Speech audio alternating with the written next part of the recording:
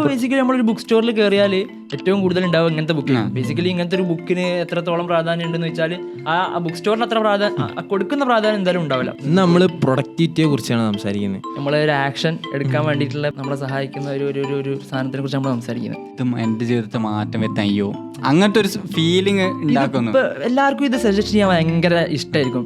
ജീവിതത്തിൽ ഒരുപാട് കാര്യങ്ങൾ ചെയ്യാണ്ട്, അപ്പോൾ എല്ലാത്തിനും വൃത്തിക്ക് ടൈം അലോക്കേറ്റ് ചെയ്തില്ലെങ്കിൽ ഒന്നും നടക്കില്ല. അതായത് ഫാസ്റ്റ് ആയിട്ട് ഓടണം എന്നാണോ നമുക്ക് പലപ്പോഴും റിലേറ്റ് ചെയ്യാൻ പറ്റില്ല. അപ്പോൾ ഇങ്ങനെ ആ റണ്ണിങ്ങിനെ എങ്ങനെയാണ് കാണുന്നത് എനിക്ക് പേഴ്സണലി കണക്ട് ചെയ്യാൻ പറ്റില്ല. പക്ഷേ ഈ എപ്പിസോഡ് പഠിക്കാൻ തുടങ്ങിയപ്പോൾ എനിക്ക് പ്രൊഡക്ടിവിറ്റിൻ്റെ ഡെഫിനിഷനിൽ തന്നെ എന്തോ ഒരു പ്രശ്നം ഫീൽ ചെയ്ത്. പിന്നെ ആഫീസേ എന്നോടൊരു കാര്യം, അഫ്താബ് പറഞ്ഞ കാര്യം, യൂട്യൂബ് മാറ്റിന്റെ വീഡിയോ അതുപോലെ ഡിസ്ക്രിപ്ഷൻ ഇതാക്കാനല്ല വേണ്ട, ചുരുക്കുക വേണ്ടേ, അതിന്റെ സമ്മറിയാ വേണ്ടേ, ഏത് മാറ്റ് സമ്മറി അല്ല വേണ്ടേ. എന്താ പറഞ്ഞി ബെഗോവിച്ച് പറയുന്ന സാധനം ഉണ്ട്, ഈ കണ്ടില്ല? അല്ല, ആ സാധനം വായിച്ചില്ല? ഇതില് ഒരു മണ്ടൻ കർഷകൻ ഉണ്ടാവുമെന്ന് എനിക്ക് അറിഞ്ഞുകൂടാ. അല്പബുദ്ധികളിൽ നിന്നാണ് മടയത്തരങ്ങൾ അധികവും കണ്ടുവന്നിട്ടുള്ളത്. അല്പത്തരം തന്നെയാണ് തികഞ്ഞ മണ്ടത്തരം. പാണ്ഡിത്യ പ്രകടന ശ്രമങ്ങളൊക്കെ അല്പത്തരത്തെ അത് മറയ്ക്കുന്നതിനേക്കാളേറെ വെളിച്ചത്തിലാക്കുകയാണ് ചെയ്യുന്നത്. ഇതൊന്നും ഒരു കൃഷിക്കാരനിലും ഞാൻ കണ്ടിട്ടില്ല. ഒരുപാട് വായിച്ചെന്ന് വെച്ച് നമ്മെ അത് മിടുക്കന്മാരാക്കി കൊള്ളണമെന്നില്ല. ചിലർ പുസ്തകം അപ്പാടെ വിഴുങ്ങും.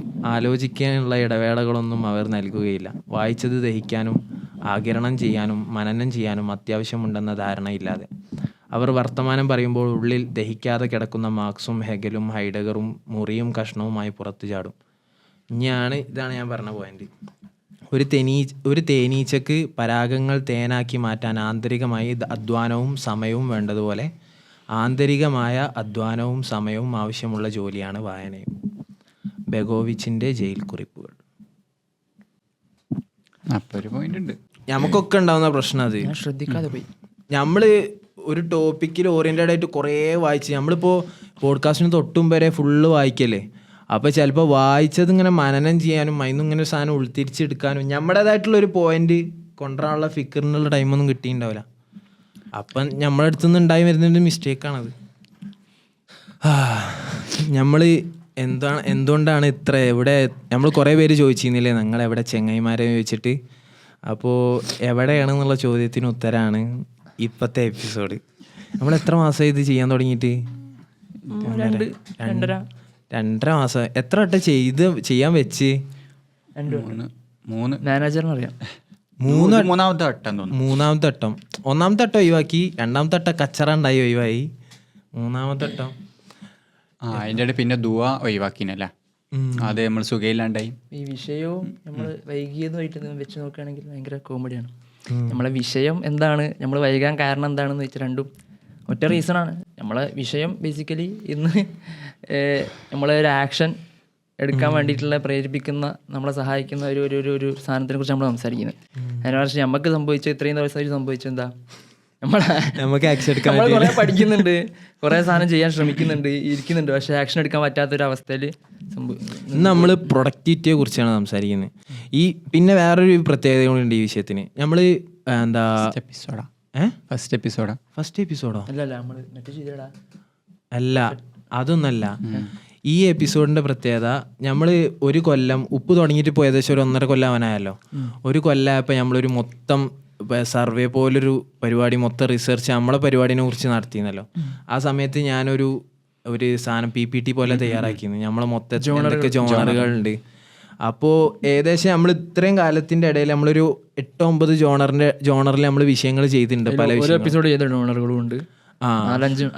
അതിൽ ഏറ്റവും കുറവ് ചെയ്ത ജോണറിൽ പെട്ടൊരു ജോണറാണ് ലിറ്ററേച്ചർ ബുക്ക് എന്ന് പറയുന്നത്.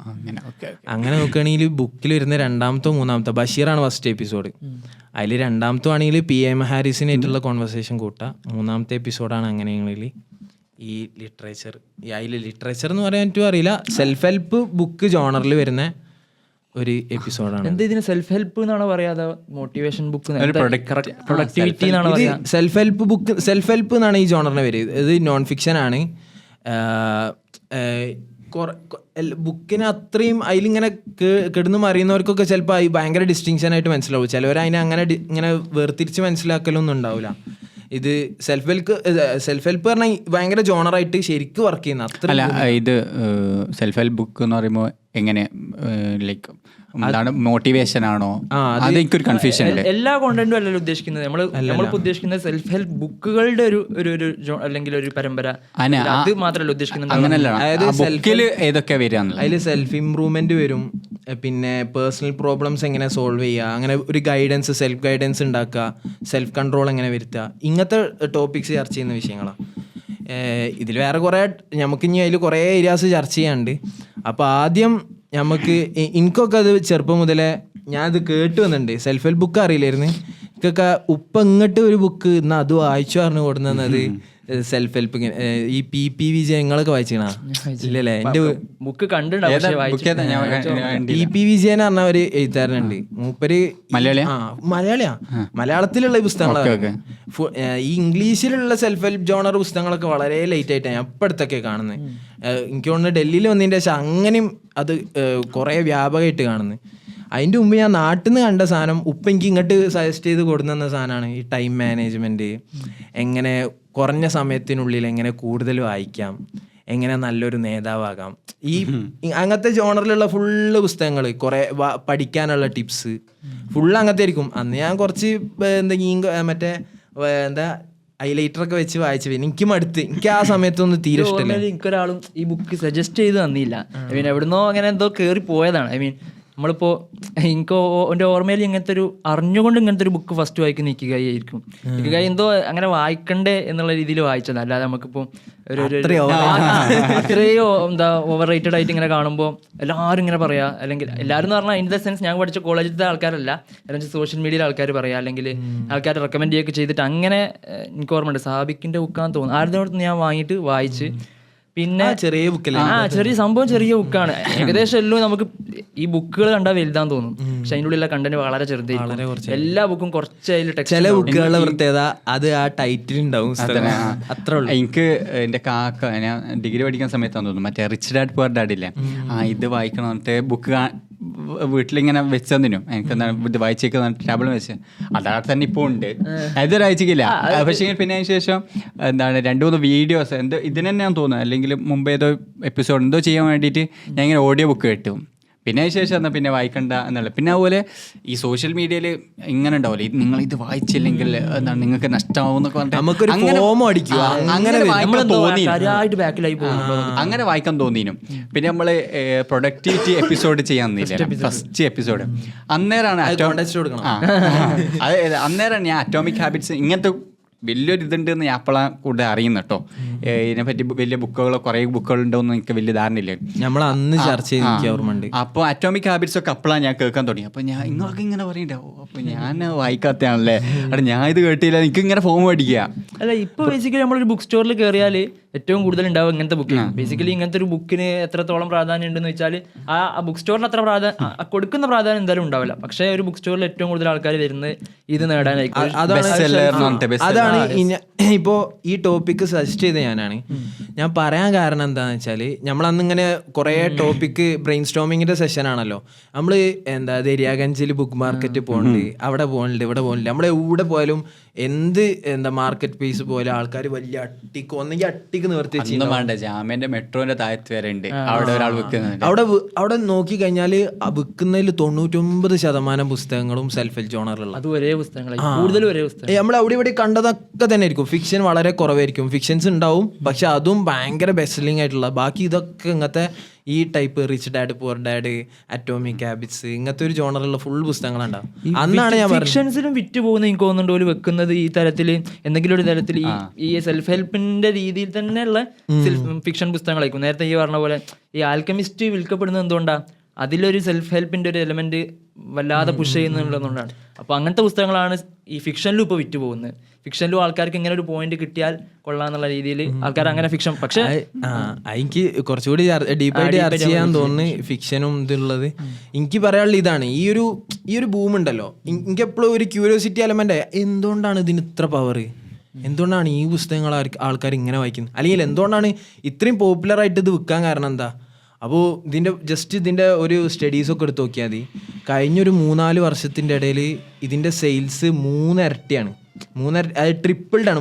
എല്ലാം $1 ബില്യൺ ഇൻഡസ്ട്രി ആയിട്ട് $40 ബില്യൺ അങ്ങനെ ഓരോ ഇയറിൽ വലിയ കണക്കാണ്. പലയിടത്തും പല കണക്കാണ്. അതുകൊണ്ട് ഞാൻ ഒന്നും പറയാത്തത് അതായത് സെൽഫ് ഹെൽപ്പ് അതായത് 2020 ഇത്ര ബില്യൺ, 2000 13% ഇൻക്രീസ് വന്നു, 2030 ഇനി 8% ഇൻക്രീസ് ആവും എന്നാണ് പറയുന്നത്. അപ്പോൾ അത്രയും ഗ്രോത്ത് ഉള്ളൊരു ഇൻഡസ്ട്രിയാണ് ഇത്. സെൽഫ് ഹെൽപ്പ് പറയുമ്പോൾ ബുക്ക് മാത്രമല്ല വരിക, അതിൽ ഇവർ നടത്തുന്ന സെൽഫ് ഹെൽപ്പിൻ്റെ ഗുരൂസ്, ഇതിൻ്റെ ഓതേഴ്സ് നടത്തുന്ന ഇവൻറ്റ്സ് വരും, ബാക്കി പരിപാടികൾ, ഇതിനോട് ചേർന്ന കോഴ്സുകൾ, വെബിനാറുകൾ ഒക്കെ വരും. അത്രയും വൈഡായിട്ടുള്ളൊരു ജോണറാണ്. അപ്പോൾ അതുകൊണ്ടാണ് എനിക്ക് ഇങ്ങനെ തോന്നി, ഓക്കെ നമുക്കൊന്ന് സെൽഫ് ഹെൽപ്പിനെ, ഈ ഒരു ഇൻഡസ്ട്രി, ഈ ഒരു ജോണറിനെ, ഈ ഒരു ഏരിയനെ നമുക്കൊന്ന് നമ്മളായുള്ള രീതിയിൽ ഒരു അണ്ടർസ്റ്റാൻഡിങ് നടത്താൻ കാരണം എന്താ വെച്ചാൽ ഇതിന് ഇത്ര ഇതുണ്ടെങ്കിൽ ഞാൻ അത്രയും വായിച്ചില്ല ഇതിനെക്കുറിച്ച്. വളരെ നമ്മൾ ഈ പ്രൊഡക്ടിവിറ്റിൻ്റെ എപ്പിസോഡ് പറഞ്ഞല്ലോ, അത് കോണ്ടാക്ട് കൊടുക്കണം. നമ്മൾ ഉപ്പിൽ പോയിട്ട് നിങ്ങൾ ഏറ്റവും ഓൾഡസ്റ്റ് എപ്പിസോഡ് നോക്കിക്കഴിഞ്ഞാൽ കാണാം ഹജ്ജിൻ്റെ എപ്പിസോഡാണ്.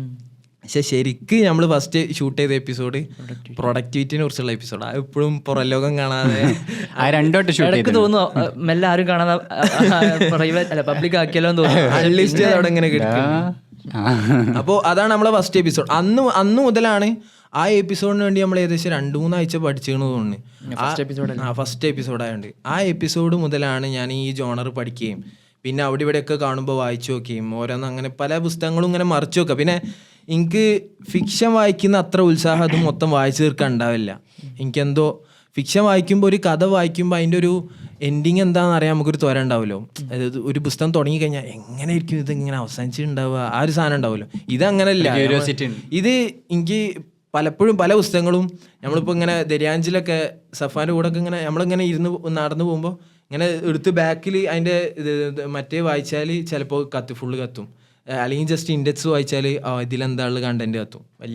എനിക്ക് അങ്ങനെ അത്ര ക്യൂരിയോസിറ്റി വായിക്കാൻ കിട്ടില്ല. ആൾക്കാരും അങ്ങനെ പല രീതിയിൽ ആൾക്കാർ ഇതിനെ കാണുന്നത്.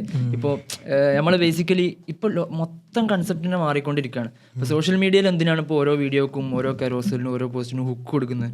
ബേസിക്കലി ആ ഹുക്ക് ഉള്ളതുകൊണ്ട് ആൾക്കാർ കണ്ടിരിക്കുന്നു എന്നൊക്കെ ആൾക്കാർ അനുമാനിക്കുന്നുണ്ടല്ലോ.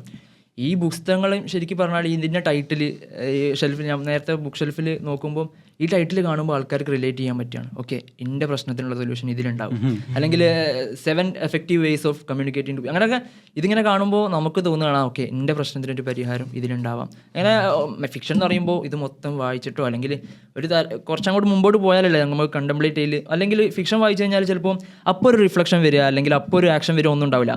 അത് ഒന്നും കൂടി ഉള്ളിലേക്ക് കിടക്കുന്ന, കുറച്ചും കൂടി സ്ലോ ആയിട്ട് പ്രോസസ്സ് ചെയ്യപ്പെടുന്ന, ചിലപ്പോൾ വേറെ എപ്പോഴെങ്കിലും ഒക്കെ റിസൾട്ട് ചെയ്യപ്പെടുന്ന ഒരു സംഗതിയാണ് ഫിക്ഷൻ. പക്ഷേ എനിക്ക് തോന്നുന്നുണ്ട് ഇതിൻ്റെ ഒരു സംഭവം എന്ന് വെച്ചാൽ ആക്ഷൻ എടുക്കാൻ ഇത് പ്രേരിപ്പിക്കും. അപ്പൊ തന്നെ വായിച്ചിട്ട് എനക്കെന്തോ കിട്ടിയെന്നുള്ളൊരു ഫീലിംഗ് റിലേറ്റ് ചെയ്യുന്ന പോലെ ഇതിപ്പോ എന്റെ ജീവിതത്തെ മാറ്റം വരുത്താൻ അയ്യോ അങ്ങനത്തെ ഒരു ഫീലിംഗ് ഉണ്ടാക്കുന്നു. എല്ലാവർക്കും ഇത് സജസ്റ്റ് ചെയ്യാൻ ഭയങ്കര ഇഷ്ടമായിരിക്കും. ഇപ്പോൾ ഞാനിപ്പോ ചെറുപ്പത്തിൽ എനിക്ക് ഓർമ്മ, ചെറുപ്പത്തിലല്ല കുറച്ച് റീസെന്റ് ആയിട്ട് തന്നെ ഞാനൊരു സ്ഥലത്ത് ഇങ്ങനെ ഉപ്പൻ്റെ കൂടെ ഇങ്ങനെ പോകുമ്പോൾ ഉപ്പൻ്റെ ഒരു ഫ്രണ്ട് ഇങ്ങനെ നമ്മൾ അത്യാവശ്യം ബഹുമാനിക്കുന്ന ഒരാൾ മൂപ്പരിങ്ങനെ കുറേ കാര്യങ്ങൾ ഇങ്ങനെ സംസാരിച്ചു, നമ്മൾ പഠിക്കുന്നതിനെ കുറിച്ച് ചോദിച്ചു, കുറേ കാര്യങ്ങൾ ഇങ്ങനെ സംസാരിച്ചു. ഒരു ഭയങ്കര ഇൻട്രസ്റ്റിംഗ് ആയി. നമ്മൾ ഖുർആൻ പഠിക്കാൻ പോകുന്നു, അതിനുശേഷം പിന്നെ ഡിഗ്രി, അങ്ങനെ നമ്മളൊരു ജേണി ഇങ്ങനെ ഭയങ്കര ഇൻട്രസ്റ്റിംഗ് ആയിട്ട് ഇങ്ങനെ സംസാരിച്ച് അവസാനം മൂപ്പര് പോകുമ്പോൾ പറഞ്ഞോട് റിച്ച് ഡാഡ് പുവർ ഡാഡ് എന്ന് പറഞ്ഞൊരു ബുക്ക് ഉണ്ട്, വായിക്കണം എന്ന് പറഞ്ഞു. ഞാൻ പകുതിയോളം വായിച്ചിരുന്നു. അപ്പം ഞാൻ പറഞ്ഞു ഞാൻ വായിച്ചിട്ടുണ്ടായിരുന്നു. അന്ന് ഭയങ്കര സംഭവമായിട്ട് നമുക്കിത് ഭയങ്കര കാര്യമാണല്ലോ. അപ്പോൾ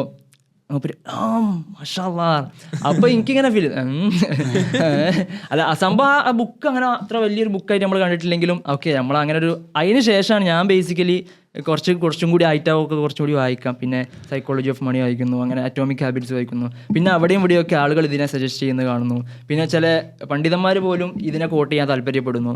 ഉമർ അബ്ദുൽ കാഫിയൊക്കെ ഉണ്ട്, ഷെയ്ഖ് ഉമർ അബ്ദുൽ കാഫിയൊക്കെ ഇടയ്ക്ക് ഇങ്ങനെയുള്ള പുസ്തകങ്ങൾ കോട്ട് ചെയ്തിട്ട് മൂപ്പരെ പ്രഭാഷണങ്ങൾ മുമ്പോട്ട് കൊണ്ടുപോകും. അപ്പോൾ നമുക്കിത് ഭയങ്കര ഇൻട്രസ്റ്റിംഗ് ആയി.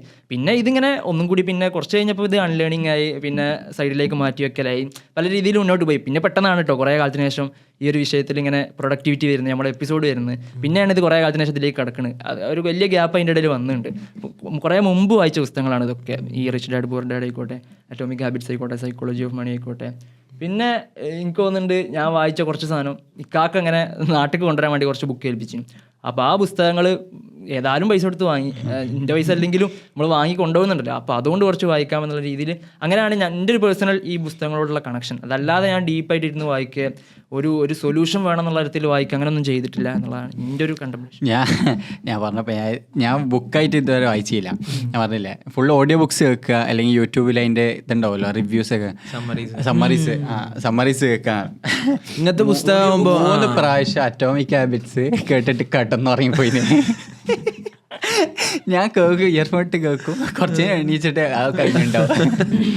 പക്ഷേ എനിക്ക് എൻ്റെ ഒരു ലൈഫ് സ്റ്റൈൽ നിങ്ങൾക്ക് കുറച്ചും കൂടി റിലേറ്റ് ചെയ്യാൻ പറ്റുമായിരിക്കും. ഞാൻ കുറച്ചുകൂടി ഇങ്ങനെ എങ്ങനെയൊക്കെ ലൈഫ് പ്രൊഡക്റ്റീവ് ആക്കാം, productive in the sense productivity നിങ്ങൾക്ക് എന്താ ഡെഫിനേഷനാണ് എനിക്കറിയില്ല, എങ്ങനെയാണ് കൂടുതൽ കാര്യങ്ങൾ ചെയ്ത് തീർക്കാൻ പറ്റുക സംസാരിച്ചോണ്ടിരിക്കുമ്പോൾ ഇത് പ്രൊഡക്റ്റീവ് ആയിട്ടാണ് അപ്പോൾ ഇടയ്ക്കിടയ്ക്ക് കളിയാക്കും. ഞാൻ അങ്ങനെ കുറച്ചും കൂടിയും അതായത് ജീവിതത്തിൽ ഒരുപാട് കാര്യങ്ങൾ ചെയ്യാണ്ട്, അപ്പോൾ എല്ലാത്തിനും വൃത്തിക്ക് ടൈം അലോക്കേറ്റ് ചെയ്തില്ലെങ്കിൽ ഒന്നും നടക്കൂല. അതായത് ഒരു ഫാസ്റ്റ് ആയിട്ട് ഓടണം എന്നാണോ, അല്ലെങ്കിൽ നമ്മൾ എങ്ങനെ നമുക്ക് പലപ്പോഴും റിലേറ്റ് ചെയ്യാൻ പറ്റില്ല. അപ്പോൾ ഇങ്ങനെ ആ റണ്ണിങ്ങിനെ എങ്ങനെയാണ് കാണുന്നത് എനിക്ക് പേഴ്സണലി കണക്ട് ചെയ്യാൻ പറ്റില്ല. കാരണം ഞാൻ കുറച്ചെങ്കിലും അങ്ങനെ ഫാസ്റ്റ് പേസിൽ ഓടുമ്പോൾ എനിക്ക് തോന്നും ഞാൻ ഭയങ്കര ക്ഷീണിതനാണ്. ഞാൻ ഇടയ്ക്കുങ്ങളൊക്കെ ഇങ്ങനെ പറയുമല്ലോ, ഞാൻ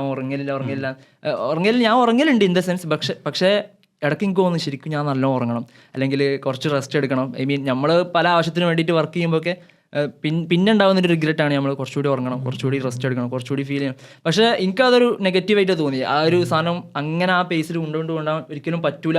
കുറച്ച് ഞാൻ എന്തായാലും നിർത്തണം എന്നുള്ള മൂഡിലാണ് ഇപ്പോൾ പണിയെടുക്കുന്നുണ്ടാവുക. അപ്പോൾ ഞാൻ ഓഫീസിൽ നോക്കുമ്പോൾ ഓഫീസാണെങ്കിൽ അത് പ്രകടിപ്പിക്കുന്നില്ല, പക്ഷെങ്കിൽ എനിക്കിങ്ങനെ തോന്നുന്നത് ഇങ്ങനെ മുന്നോട്ട് കൊണ്ടുപോകുന്നത് ഭയങ്കര ഫാസ്റ്റ് പേസിലാണ് അവൻ്റെ കാര്യങ്ങളൊക്കെ. എനിക്ക് സ്ലോ ആവണം തീരെ ഇഷ്ടമില്ല. കാരണം സ്ലോ ഇങ്ങനെ വെച്ചാൽ ഞാൻ അത് നിങ്ങളോട് പോലും അങ്ങനെ ചർച്ച ചെയ്തില്ല എന്ന് തോന്നുന്നു. അതായത് എനിക്ക് കുറേ കാര്യങ്ങളുണ്ട്. ഞാൻ എൻ്റെ ലൈഫിൽ ഇങ്ങനെ അക്കാഡമിക്സ് ഉണ്ടാവും, ജോലി ഉണ്ടാവും, നമ്മുടെ ഉപ്പുണ്ടാവും, അതല്ലാത്ത വേറെ കുറേ പ്രൊജക്ട്സ് ഉണ്ടാവും. അപ്പോൾ മൊത്തം ഇങ്ങനെ ഗ്രൈൻഡ് ചെയ്ത് വെച്ചാൽ നമ്മൾ എന്തായാലും ടൈം കൊടുക്കേണ്ട കുറച്ച് സമയം ഉണ്ടാവും. ചിലപ്പോൾ 10 to 5 നമ്മൾ കോളേജ് അങ്ങനെയായിട്ട് കൊടുക്കേണ്ടി വരും, വേറെ ടൈം നമ്മൾ അങ്ങനെ കൊടുക്കേണ്ടി വരും, ഉറങ്ങാനുള്ള ടൈം ഉണ്ടാവും, നമ്മളെ ഫാമിലി പേഴ്സണൽ ടൈം കൊടുക്കേണ്ടി വരും. അപ്പോൾ ഇതിൻ്റെ ഇടയിലുള്ള കുറച്ച് പാച്ചുകളാണ് ഉള്ളത്. അത് ചിലപ്പോൾ അതിൽ നെഗറ്റീവ് ഉണ്ട്, പോസിറ്റീവ് സൈഡ് ഉണ്ട്. അത് ഞാൻ ലാസ്റ്റിലേക്കൊക്കെ പോകുമ്പോൾ പറയാം. അപ്പോൾ എനിക്ക് എപ്പോഴും ഉണ്ടായിരുന്നത് ഇതിൽ മാക്സിമം ടൈമുകൾ തീർക്കുക. അപ്പോൾ ഞാൻ എൻ്റെ പണികളൊക്കെ എന്ത് ചെയ്യും, ടാസ്കുകളാക്കി മാറ്റും. അപ്പോൾ രാവിലെ നീച്ച് കഴിഞ്ഞാൽ ഞാൻ ഫസ്റ്റ് ഇങ്ങനെ ആലോചിക്കുക, ഫോൺ എടുത്തിട്ട് ടാസ്ക് ആപ്പ് എടുത്തിട്ട് ഇന്ന് എന്തൊക്കെ ടാസ്കുകളാണ് തീർക്കാനുള്ളത്. എന്നിട്ട് അതിൽ ഞാൻ അങ്ങനെ ഒരു തരം രസം കണ്ടെത്തും. എനിക്ക് ഇന്നുള്ളത് 32 ടാസ്ക്കാണ്. അപ്പോൾ ഞാൻ ഇങ്ങനെ ഓരോ ടാസ്ക് ഇങ്ങനെ തീർക്കുക. ചെറിയ ടാസ്കുകളൊക്കെ ആയിരിക്കും. ഇപ്പോൾ ഫോർ എക്സാമ്പിൾ എനിക്ക് ടൈപ്പിംഗ് ഫാസ്റ്റ് ആക്കണം എന്നുണ്ട്. അപ്പോൾ ഞാൻ ടൈപ്പിംഗ് രാവിലെ ഒരു 10 മിനിറ്റ് ടൈപ്പിംഗ് മങ്കി ടൈപ്പിലോ കീബറിലോ എന്തെങ്കിലും ജസ്റ്റ് ഇങ്ങനെ ടൈപ്പ് ചെയ്ത് വേർഡ്സ് പെർ മിനിറ്റ് കൂട്ടുക എന്നുള്ളത് ഒരു ടാസ്ക്കാണ്. പിന്നെ രാവിലെ ഖുറാനോ അങ്ങനെ വേറെ കുറച്ച് ചെറിയ ടാസ്ക്. അപ്പോൾ ആ ടാസ്കുകൾ ഇങ്ങനെ വേഗം കംപ്ലീറ്റ് ആവും. പക്ഷെ ഇങ്ങനെ ഓരോന്നും ഇങ്ങനെ ടിക് ടിക് ടിക് അത് ഞാൻ ബോർഡിൽ എഴുതിയിരുന്നു. അപ്പോൾ ബോർഡിൽ ഇങ്ങനെ വിര ഇടുമ്പോൾ കിട്ടുന്ന ഒരു ടൈപ്പ് ഓഫ് സുഖമുണ്ട്. നമുക്ക് തന്നെ കിട്ടുന്ന ഒരു ചെയ്യാണ്ടൊക്കെ ഇടലുണ്ട്. ഒരു നമ്മള് തല്ലാണ് രാത്രി ആകുമ്പോൾ ടാസ്ക് കംപ്ലീറ്റ് ചെയ്യണല്ലോ. ഓഫീസ് കുറെ ടാസ്ക് ഇങ്ങനെ ഇടിക്കണം. ഞാൻ ചെയ്യുന്ന ഓരോ പണികളും ഞാൻ ആദ്യം കണക്കൂട്ടി ഉണ്ടാവും, ഇത് ചെയ്യണം. ചിലപ്പോൾ ഒരാളെ വിളിച്ച് ഫോളോ അപ്പ് നടത്തുന്ന പണിയൊക്കെ ആയിരിക്കും, ചെറിയ പണിയായിരിക്കും, ഫോളോ അപ്പ് അതൊക്കെ ഇങ്ങനെ എഴുതും. അപ്പം എനിക്ക് അങ്ങനെയാണ്, ഞാൻ പ്രൊഡക്ടിവിറ്റിയെ കുറച്ചുകൂടി ഞാൻ മുമ്പ് അങ്ങനെ കണ്ടിരുന്നു. അപ്പം ആ സെൻസിൽ ഇന്നെ ഹെൽപ്പ് ചെയ്യാൻ വേണ്ടിയിട്ട് ഇത് നല്ലോണം ഹെൽപ്പ് ചെയ്തിരുന്നു ഈ പുസ്തകങ്ങൾ അറ്റോമിക് ഹാബിറ്റ്സ് ആവട്ടെ അതാവട്ടെ. അപ്പോൾ ഞാൻ ഇങ്ങനെ ബേൺ ഔട്ട് ആവാത്ത കോലത്തിൽ എങ്ങനെ എനിക്ക് പ്രൊഡക്ടിവിറ്റി മുന്നോട്ട് കൊണ്ടുപോവാം, ഇതായിരുന്നു എൻ്റെ ഒരു ഗോള്. അത് ഉറങ്ങണം, വൃത്തിക്ക് ഉറങ്ങണം, എനിക്ക് കൊടുക്കാൻ പറ്റുന്ന സോഷ്യലി എനിക്ക് കൊടുക്കാൻ പറ്റുന്ന ടൈം കൊടുക്കണം, എനിക്ക് ചെയ്യാൻ പറ്റുന്ന വർക്കുകൾ ചെയ്യണം. എന്നിട്ട് ഞാൻ അങ്ങനെ ആലോചിക്കും, ഓക്കെ ഇതിൽ എനിക്ക് എന്തൊക്കെ എലിമിനേറ്റ് ചെയ്യാൻ കഴിയും. അപ്പോൾ എലിമിനേറ്റ് ചെയ്യുമ്പോൾ ചില കാര്യങ്ങൾ നമ്മൾ സാക്രിഫൈസ് ചെയ്യേണ്ടി വരും. എല്ലാവരും പോലെ നമ്മൾ ചിലപ്പോൾ എല്ലാം ചെയ്യാൻ പറ്റിയെന്ന് വരില്ല. അതിൽ ചിലപ്പോൾ നമ്മൾ ചില എൻ്റർടൈൻമെൻറ്റ്സ് ഉണ്ടാവും, വേറെ കുറേ കാര്യങ്ങളുണ്ടാവും. അങ്ങനെയാണ് ഞാൻ പ്രൊഡക്ടിവിറ്റിയെ മനസ്സിലാക്കിയത്. പക്ഷേ ഈ എപ്പിസോഡ് പഠിക്കാൻ തുടങ്ങിയപ്പോൾ എനിക്ക് പ്രൊഡക്ടിവിറ്റിൻ്റെ ഡെഫിനിഷനിൽ തന്നെ എന്തോ ഒരു പ്രശ്നം ഫീൽ ചെയ്ത്. സെൽഫ് ഹെൽപ്പിന്റെ മൊത്തത്തിൽ പ്രൊഡക്ടിവിറ്റി എന്താണെന്നുള്ളത് ഡിഫൈൻ ചെയ്യുന്നിടത്ത് ഞാൻ ഇത്രയും കാലം അങ്ങനെ ഡിഫൈൻ ചെയ്തിരുന്നു. അതായത് ഇത്ര ടൈമിൽ ഇത്ര ഔട്ട്പുട്ട്, അത് മാക്സിമൈസ് ചെയ്യുക. കുറഞ്ഞ ടൈമിൽ ഇത്ര ഔട്ട്പുട്ട് എന്നാൽ ഞാൻ അത്രയും പ്രൊഡക്റ്റീവായി. പക്ഷേ അതിൻ്റെ റേഷ്യോ മാറുമ്പോൾ ഇന്ന് ഞാൻ കുറച്ച് ടാസ്കേ ചെയ്തിട്ടുള്ളൂ എന്നുണ്ടാണെങ്കിൽ ഇന്ന് ഞാൻ ലെസ് പ്രൊഡക്റ്റീവാണെന്ന് ഞാൻ ഇന്നെ തന്നെ വിലയിരുത്തും. നാളെ എങ്ങനെ എനിക്ക് ഡെവലപ്പ് ചെയ്യാൻ പറ്റുക ഞാൻ അങ്ങനെ ഇരുന്ന് ആലോചിക്കും. അങ്ങനെയൊക്കെയാണ് ഞാനേ ഇതിപ്പോ പറഞ്ഞ പോലെ ഞാൻ കോളേജ് പഠിക്കുന്ന സമയത്ത് ഇപ്പോഴും ഇടയ്ക്ക് നോക്കലുണ്ട് ഈ ടാസ്ക് ബേസ്ഡ് ആയിട്ട്. അപ്പം അങ്ങനെ മറ്റേ ടാസ്ക് മാനേജർ ഏതോ ഒരു ആപ്പൊക്കെ ഉണ്ട്, അതൊക്കെ ഡൗൺലോഡ് ആക്കി ഡെയിലി ഞാൻ ഒരുപാട് നോക്കിയാണ്, ഒരുപാട് ആപ്പാണ്. ഇപ്പൊ ഞാൻ അവസാന ടാസ്ക് ഡെയിലി ടൈപ്പ് ചെയ്ത് വെക്കും നാളത്തേക്ക് എന്തൊക്കെ ചെയ്യണം എന്നുള്ളത്. ഞാൻ തലേന്ന് ആലോചിക്കും എന്തൊക്കെ നാളെ എന്തൊക്കെ ചെയ്യാനുള്ളത്. അപ്പം ഈ ഞാൻ ആദ്യം ടൈം ബേസ്ഡ് ചെയ്യും, എങ്ങനെ ആലോചിക്കും എന്ത് രാവിലെ മുതൽ ഇത്ര ടൈം വരെ ഇത് ചെയ്യണം, ഉച്ച ടൈം ആണ്. പക്ഷെ അതൊന്നും നടക്കില്ല. ഇപ്പം ഞാൻ ഒരാളെ കണ്ട് സംസാരിക്കും, കുറേ നേരം സംസാരിക്കും. അപ്പം ആ ടൈം ബേസ്ഡ് ആയിട്ടുള്ള സാധനവും അവിടെ പൊളിയും. അപ്പം എനിക്ക് ഈ ടാസ്ക് ബേസ്ഡ് ചെയ്തിട്ട് തീരെ ആവൂല മറ്റേ, പക്ഷെ കംപ്ലീറ്റ് ആക്കും. പക്ഷെ എങ്കിൽ ഒരിക്കലും ഈ ഒരു ടൈം ബേസ്ഡ് ആയിട്ട് എനിക്ക് എൻ്റെ അതാ ഞാനും തമ്മിലുള്ള വ്യത്യാസം തോന്നി. അതായത് എൻ്റെ ഉള്ളിൽ എപ്പോഴും ഇതായിരിക്കും ഈ ടാസ്കുകൾ ഇങ്ങനെ കംപ്ലീറ്റ് ആകും. അപ്പോൾ ഞാനിങ്ങനെ എല്ലാം കണക്കൂട്ടു, ടൈം ബേസിലായിരിക്കും കണക്കൂട്ടുക. ചാടിക്കുകയാണെങ്കിൽ 4:55 ചായ അടിച്ചാൽ 5:10 തിരിച്ചു വരും. അങ്ങനെ അതിൻ്റെ ഇടയിൽ ഒരാളെ കണ്ടാൽ അപ്പോൾ ജെനുവൻലി ഞാൻ ആലോചിക്കുക, അല്ലാ എൻ്റെ ടൈം അങ്ങനെ ആയിരിക്കും ആലോചിക്കുക. നമ്മൾ ആത്മാർത്ഥമായിട്ട് സംസാരിക്കാൻ ചിലപ്പോൾ പറ്റിയെന്ന് വരില്ല. അല്ലെങ്കിൽ ഒരുത്തൻ ദൂരമുള്ള ഒരുത്തൻ നമ്മളെ വീഡിയോ കോൾ ചെയ്യാൻ ശ്രമിക്കായിരിക്കും. അപ്പോൾ നമ്മളൊരു ടാസ്ക് വെച്ചിട്ടുണ്ടാവും, ആ ടാസ്കിന് ഇത്ര ടൈമേ ഉണ്ടാവുള്ളൂ. അതിന് കുറേ ടെക്നിക്ക് ഉണ്ടാവും, പൊമഡോറോ ടെക്നിക്ക്. അതൊക്കെ ഈ സെൽഫ് ഹെൽപ്പിലുള്ളതാണ്. പൊമഡോറോ ടെക്നിക്ക് പറഞ്ഞാൽ നമ്മൾ ഒരു സമയത്തിന് ഇത്ര ഇതാക്കുക, പിന്നെ ബ്രേക്ക് കൊടുക്കുക, പിന്നെ ഇതാക്കുക. പിന്നെ നമ്മൾ ഇതിലുള്ള ഒരു ഐഡിയയാണ്, പ്രൊഡക്ടിവിറ്റിയിലുള്ള ഒരു ഐഡിയയാണ്. നമ്മളൊരു വർക്ക് ചെയ്യാൻ എത്ര ടൈമാണോ കൊടുക്കുന്നത് ആ ടൈമിനനുസരിച്ച് ആ വർക്ക് ചുരുങ്ങും. നമ്മളൊരു ദിവസം ഒരു വർക്ക് ചെയ്യാൻ കൊടുത്താൽ ആ വർക്ക് ഒരു ദിവസം ഉണ്ടാവും. അരമണിക്കൂർ കൊടുക്കുന്നുള്ള അതിൻ്റെ ഉള്ളിൽ നമ്മൾ ചെയ്ത് തീർക്കും. അപ്പോൾ ക്വാളിറ്റിയിലൊക്കെ നമ്മൾ കോംപ്രമൈസ് ചെയ്യേണ്ടി വരും, പക്ഷേ ആ വർക്ക് അവിടെ തീരും. അപ്പോൾ അങ്ങനെ കുറേ കൺസേൺസിലാണ് ഞാൻ അങ്ങനെ ഓടിക്കൊണ്ടിരിക്കുക. അപ്പോൾ അതിൻ്റെ ഇടയിൽ എന്തെങ്കിലും ഡിസ്ട്രപ്ഷൻസ് ഒന്നും ഞാൻ മാക്സിമം അവോയ്ഡ് ചെയ്യും ആരെങ്കിലൊക്കെ വന്നാൽ. അപ്പോൾ അതാണ് എനിക്ക് പ്രൊഡക്ടിവിറ്റിയിൽ ഉണ്ടായിരുന്നൊരു ഡിലമ്മ. ഇതിൽ നമ്മൾ ഈ വിഷയത്തിൻ്റെ ഒരു പ്രശ്നം എന്താ വെച്ചാൽ, ഈ സബ്ജക്റ്റിൽ പ്രൊഡക്ടിവിറ്റി അല്ലെങ്കിൽ സെൽഫ് ഹെൽപ്പ് ബുക്സിലൊന്നും പ്രത്യേകിച്ച് ഞാൻ പറയുന്നതല്ല കേട്ടോ, ഇത് പൊതുവേ ആർട്ടിക്കിളുകളിലും പൊതുവേ സ്കോളേഴ്സൊക്കെ ഇതിനെക്കുറിച്ച് പറയുന്നൊരു സംഭവമാണ്. ഇതിൽ പുതിയതായിട്ടൊന്നും ഉണ്ടാവില്ല. ഇപ്പോൾ ഏത് ബുക്കും ഏത് ഏരിയ അല്ലെങ്കിൽ മെൻ്റലി ഫിസിക്കലി അതേപോലെ ഫിനാൻഷ്യലി പല രീതിയിൽ ഈ സെൽഫ് ഹെൽപ്പ് പുസ്തകങ്ങളുണ്ടല്ലോ. അപ്പോൾ ഏത് ഏരിയയിൽ എടുത്തു നോക്കിയാലും ഈ പുസ്തകങ്ങളൊന്നും പുതിയൊരു സാധനം നമുക്ക് പ്രപ്പോസ് ചെയ്യേ ഒരു സൊല്യൂഷൻ ആയിട്ട് പറയുന്നതല്ല. മാർക്ക് മാൻസൺ അല്ലേ പേര്? മാർക്ക് മാൻസൺ വേറെ സെൽഫ് ഹെൽപ്പ് ബുക്ക് എഴുതിയ ആളാണ്. ആള് വരെ പറയുന്നതാണ് ഇതില് പുതിയതൊന്നും പണ്ട് കുറെ ഫിലോസഫേഴ്സ് അല്ലെങ്കിൽ റിലീജിയനിലൊക്കെ പറഞ്ഞ സാധനം. മാർക്ക് മാൻസൺ ഭയങ്കര രസമുള്ള ഒരാളാണ്. അതായത് ബാക്കിയുള്ള ഈ സെൽഫ് ഹെൽപ്പ് ഓതേഴ്സ് ഒക്കെ ഉണ്ടല്ലോ, സെൽഫ് ഹെൽപ്പ് ഗുരൂസ് എന്നാണ് അവരെ പറയാ, ചിലവരെ ഡ്രിഫ്റ്റേഴ്സ് എന്നും പറയും. ഇത് ഭയങ്കര മാനിപ്പുലേറ്റീവ് ആയിട്ട് സെൽഫ് ഹെൽപ്പിന് യൂസ് ചെയ്യുന്ന, അവരുടെ പേഴ്സണൽ ഗെയിനിന് യൂസ് ചെയ്യുന്ന ആൾക്കാർ. ചിലർ ജെനുവൻലി നമ്മളെ പേഴ്സണൽ ഗ്രോത്തിനൊക്കെ വേണ്ടി ഹെൽപ്പ് ചെയ്യുന്ന കുറേ ക്രിയേറ്റേഴ്സും ഉണ്ട്. അപ്പോൾ മാർക്ക് മാൻസൺ എനിക്ക് അതിൽ കുറച്ചുകൂടി വെറൈറ്റി ഒരു മനുഷ്യൻ. മൂപ്പര് സ്വന്തമായിട്ട് പോഡ്കാസ്റ്റ് തുടങ്ങി, സെൽഫ് ഹെൽപ്പിൽ മാത്രം ബേസ് ചെയ്തിട്ടുള്ള ഒരു പോഡ്കാസ്റ്റാണ്. അങ്ങനെ പിന്നെ മൂപ്പര് പോഡ്കാസ്റ്റ് നിർത്തി. മൂപ്പര് കുറച്ചും കൂടി ഒരു റബലായി നിൽക്കുന്ന, സാധാരണ ഇങ്ങനത്തെ സെൽഫ് ഹെൽപ്പ് ക്രിയേറ്റേഴ്സിൻ്റെ ഇടയിൽ ഇല്ലാത്തൊരു ടൈപ്പ് ഓഫ് ആളായിട്ടാണ് മാർക്ക് മാൻസൺ. സംസാരം നല്ല രസാട്ടോ. ഒരു ഭയങ്കര തന്നെ എഴുത്തിനെ പറയുന്നുണ്ട്, അതിൽ മൂപ്പര് പറയുന്നതാണ് ഈ മാൻ സെർച്ച് ഫോർ മീനിങ് ഉണ്ടല്ലോ, വിക്ടർ ഫ്രാങ്ക്ലിൻ്റെ ബുക്കാണ്. ആ ബുക്ക് ഭയങ്കര ബെസ്റ്റ് സെല്ലറാണ്. കുറച്ച് മുമ്പ് ഇറങ്ങിയതാണ്. അതിൻ്റെ ചട്ട നിങ്ങൾക്ക് ചിലപ്പോൾ ഓർമ്മ, ഒരു കിളിൻ്റെ ഒരു ചട്ടയാണ്. ഞാൻ എടുത്തു നോക്കിയിട്ട് വായിച്ചില്ല. അപ്പോൾ അതിൻ്റെ ഒരു ഐഡിയ, ആ പുസ്തകത്തിൻ്റെ ഒരു ഒരു വൺലൈൻ പറയാൻ പറഞ്ഞാൽ എന്തിനാണ് ജീവിക്കുന്ന ആ അർത്ഥം കണ്ടെത്താനുള്ള ഒരു ശ്രമം, അതിനെ ഹെൽപ്പ് ചെയ്യുന്ന ഒരു പുസ്തകമാണ്. അപ്പോൾ മാർക്ക് മാൻസൺ പറയുന്ന ഒരു ഐഡിയ എന്താണെന്ന് വെച്ചാൽ, ഇപ്പോൾ ഈ പറഞ്ഞ ഐഡിയ തന്നെയാണ്. അതായത് ഇത് പുതിയതല്ല ഈ ഐഡിയ. എന്തിനാ ജീവിക്കാനുള്ള അർത്ഥം കണ്ടെത്തുക എന്ന് പറയുന്നത് ഒരു പുതിയ വിക്ടർ ഫ്രാങ്ക്ൽ കണ്ടെത്തിയതല്ല. അത് കുറച്ചുകൂടി ബാക്ക് പോയാൽ നീഷ അതേ ഐഡിയ പറയുന്നുണ്ട്. എന്തിനാണ് ജീവിക്കുന്നത്, വൈ എന്നുള്ളത്, ജീവിതത്തിൻ്റെ വൈ എന്താണ് കണ്ടെത്തി കഴിഞ്ഞാൽ ഹൗ എന്താണെന്നുള്ളത് നമുക്കൊരു പ്രശ്നമാവാതിരിക്കും, എങ്ങനെ ജീവിക്കും എന്നുള്ളൊരു ഇതാവാതിരിക്കും. അത് പിന്നെയും ബാക്കോട്ട് പോയാൽ ഗ്രീക്ക് ഫിലോസഫിയിലൊക്കെ എത്തിക്കഴിഞ്ഞാൽ അരിസ്റ്റോട്ടിലും അതേ ഐഡിയയാണ് പറയുന്നത്. അപ്പോൾ ഒരു സെൻസ് പറഞ്ഞാൽ പ്രൊഡക്ടിവിറ്റി അല്ലെങ്കിൽ സെൽഫ് ഹെൽപ്പ് ബുക്കുകളൊക്കെ ചെയ്യുന്നത് റീപാക്കേജിങ് ആണ്. പണ്ടുള്ള ഫിലോസഫീസും റിലീജിയസ് സ്ക്രിപ്റ്റേഴ്സിലൊക്കെ ഉള്ള സാധനങ്ങൾ പുതിയ കാലത്തേക്ക് വരുമ്പോൾ അതിനെ റീപാക്കേജ് ചെയ്ത് പുതിയ സാധനമാക്കി. ഇത് കാണുമ്പോൾ നമുക്ക് ഇങ്ങനെ തോന്നും. ഇപ്പോൾ ഉദാഹരണത്തിന് ഒരു പുസ്തകം വായിക്കുകയാണ്, സെൽഫ് ഹെൽപ്പ് ജോണറിലുള്ള ഏതെങ്കിലും ഒരു പുസ്തകം വായിക്കുമ്പോൾ നമുക്ക് ഇങ്ങനെ ഫീൽ ചെയ്യും, അത് നമ്മൾ വായിക്കുന്നതോടുകൂടി നമ്മളിങ്ങനെ ഡെവലപ്പ് ആവുന്നുണ്ട്. പക്ഷേ യഥാർത്ഥത്തിൽ നമ്മൾ വായിക്കുമ്പോൾ ഡെവലപ്പ് ആവുന്നില്ല, നമ്മൾ ആക്ഷൻ എടുക്കുമ്പോൾ മാത്രമാണ് ഡെവലപ്മെൻറ്റ് സംഭവിക്കുന്നത്. ഒരാൾ ലൈഫ് മുഴുവൻ ഈ പുസ്തകങ്ങൾ വായിച്ച് ഇങ്ങനെ ഇരുന്ന് വിചാരിച്ചിട്ട് ഒരു ഡെവലപ്മെൻറ്റ് വരാൻ പോകുന്നില്ല. മറ്റേ ഒരു അറബി സാഹിത്യകാരുണ്ട്, ഒരു പേര് ഞാൻ മറന്നുപോയി, ഖലീൽ അഹമ്മദ് തൗഫീഖ്, അങ്ങനത്തെ ഒരു ഭയങ്കര ഫേമസ് ആയിട്ടുള്ള ഈജിപ്ഷ്യൻ റൈറ്റർ ഉണ്ട്. മൂപ്പര് പറയുന്നുണ്ട് ഈ സെൽഫ് ഹെൽപ്പ് ജോണറിൽ അത് വെച്ചിട്ട് രക്ഷപ്പെടാനുള്ള ഒറ്റ വഴി ഈ പുസ്തകം എഴുതുക എന്നുള്ളതാണ്. സെൽഫ് ഹെൽപ്പ് പുസ്തകങ്ങൾ എഴുതുക, അത് വെച്ചിട്ട് രക്ഷപ്പെടാൻ. സെൽഫ് ഹെൽപ്പിൽ രക്ഷപ്പെടാനുള്ള ഏറ്റവും വലിയ വഴി. അതല്ലാതെ ഈ പുസ്തകങ്ങൾ വായിച്ചു എന്നുള്ളത് കൊണ്ട് ഒരു മനുഷ്യന് രക്ഷപ്പെടാൻ പോകുന്നില്ല. അതിൽ ആക്ഷൻ എടുക്കണം. ബേസിക്കലി എന്താണെങ്കിലും ഇപ്പോൾ ഉദാഹരണം പറയാം, ബയോളജി എന്ന് പറയുന്ന വിഷയം വളരെ ഹാർഡാണ്, പക്ഷെ പഠിക്കാൻ പറ്റും, അല്ലെങ്കിൽ പ്രാക്ടിക്കലി നമുക്ക് ചെയ്യാൻ പറ്റും, കുറേ കാര്യങ്ങൾ നടക്കും. പക്ഷേ ഈ സെൽഫ് ഹെൽപ്പ് പുസ്തകങ്ങൾ എന്ന് പറഞ്ഞാൽ വളരെ ഈസിയാണ്, കൺസ്യൂം ചെയ്യാനും അണ്ടർസ്റ്റാൻഡ് ചെയ്യാനും ഒക്കെ ഈസിയാണ്. പക്ഷേ നമുക്ക് എന്ത് ചെയ്യാൻ പറ്റില്ല, പ്രാക്ടിക്കലി അപ്ലൈ ചെയ്യാൻ ഭയങ്കര പണിയായിരിക്കും, ചെറിയ കാര്യമായിരിക്കും. ഇപ്പോൾ സെൽഫ് ഹെൽപ്പ് പുസ്തകം, ഞാനൊരു പുസ്തകം ഇങ്ങനെ വായിക്കുകയാണ്, എന്താ വായിക്കണത്, ഡയറ്റിനെ കുറിച്ച്, എൻ്റെ നാളെ ഞാൻ കഴിക്കുന്ന ഫുഡ് എന്തായിരിക്കണം, അല്ലെങ്കിൽ എൻ്റെ ലൈഫ് സ്റ്റൈൽ എങ്ങനെ ആയിരിക്കണം എന്ന് ഇങ്ങനെ വളരെ കൂളായിട്ട് ഇങ്ങനെ സോഫയിൽ ഇരുന്നിട്ട് ഒരു പിസയും കഴിച്ചിട്ട് എനിക്ക് വായിക്കാം. അതാണ് ഇതിൻ്റെ അവസ്ഥ. ഈ പുസ്തകങ്ങൾ ഇങ്ങനെ നമുക്ക് കൺസ്യൂം ചെയ്യാം, പ്രാക്ടിക്കലി ഒന്നും ചെയ്തിട്ടില്ലെങ്കിലും നമ്മൾക്ക് ഇങ്ങനെ തോന്നും നമ്മളെന്തോ ഡെവലപ്പ് ആവുന്നുണ്ടെന്ന്. പക്ഷേ ഇതൊരു തരത്തിൽ നമ്മളൊന്നും ഡെവലപ്പ് ചെയ്യാൻ സഹായിക്കുന്നില്ല. ബേസിക്കലി ആക്ഷൻ ഉണ്ടെങ്കിൽ മാത്രമാണ് ഇതിൽ ഡെവലപ്മെന്റ് ഉണ്ടാവുക. എനിക്ക് ഈ പോയിന്റിലാണ് എനിക്ക് എപ്പോഴും സെൽഫ് ഹെൽപ്പ് ബുക്കിനെക്കാട്ടും ഏറ്റവും നല്ലത് ഫിക്ഷനാണെന്ന് എനിക്ക് തോന്നല്. ഞാനിപ്പോൾ ഒരു എക്സാമ്പിൾ പറയാം. Seven habits of highly influential people പറഞ്ഞിട്ട് ഒരു പുസ്തകമുണ്ട്, സ്റ്റീഫൻ കോവിൻ്റെ. ആ പുസ്തകത്തിലെ ഇവരൊക്കെ ഈ 7 ഹാബിറ്റ്സ് പറഞ്ഞിട്ട് ഓരോ ചാപ്റ്റർ ആയിരിക്കുമല്ലോ ഉണ്ടാവുക. ഒരു ചാപ്റ്റർ എന്താ ഞാൻ കണ്ട ഒരു ജനറിക് ആയിട്ടുള്ളൊരു മോഡലാട്ടോ ചാപ്റ്ററൈസേഷൻ്റെ. ഒന്നാമത്തെ ചാപ്റ്ററിൽ ഒന്നാമത്തെ പോയിന്റ് ഉണ്ടാവും, അതിൻ്റെ രണ്ടാമത്തെ ചാപ്റ്ററിൽ ചിലപ്പോൾ അതിൻ്റെ പെട്ടൊരു കഥ ഉണ്ടാവും, അങ്ങനെ കുറേ സാധനങ്ങളുണ്ടാവും. അപ്പോൾ ഈ പുസ്തകത്തിൽ ഒന്നാമത്തെ ചാപ്റ്ററിലെ ഫസ്റ്റ് സാധനം ബി റെസിലിയൻ എന്നാണ്. റെസിലിയൻ്റ് ആവുക.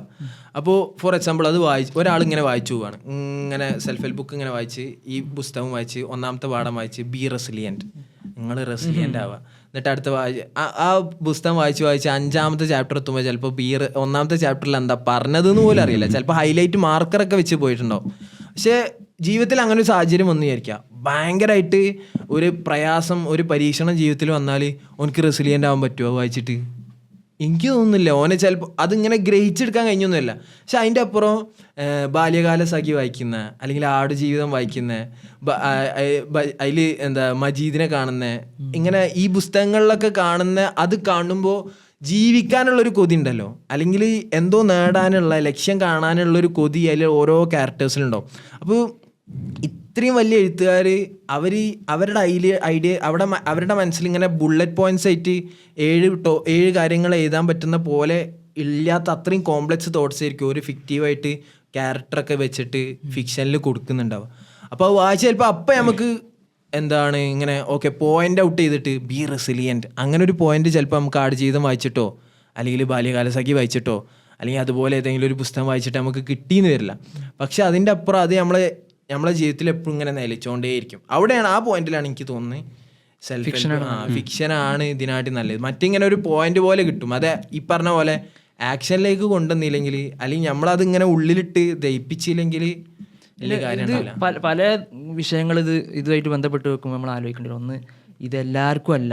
ഐ മീൻ ഈ പറയുന്ന സെൽഫ് ഹെൽപ്പ് എന്ന് പറയുന്നത് എല്ലാവരും വായിക്കണം എന്നുള്ളതല്ല. പക്ഷേ ഒരു മനുഷ്യന് കാര്യമായിട്ടുള്ള പ്രശ്നമുണ്ട്, അത് നോളജിലായിക്കോട്ടെ പല ഏരിയകളിൽ പ്രശ്നമുണ്ട്.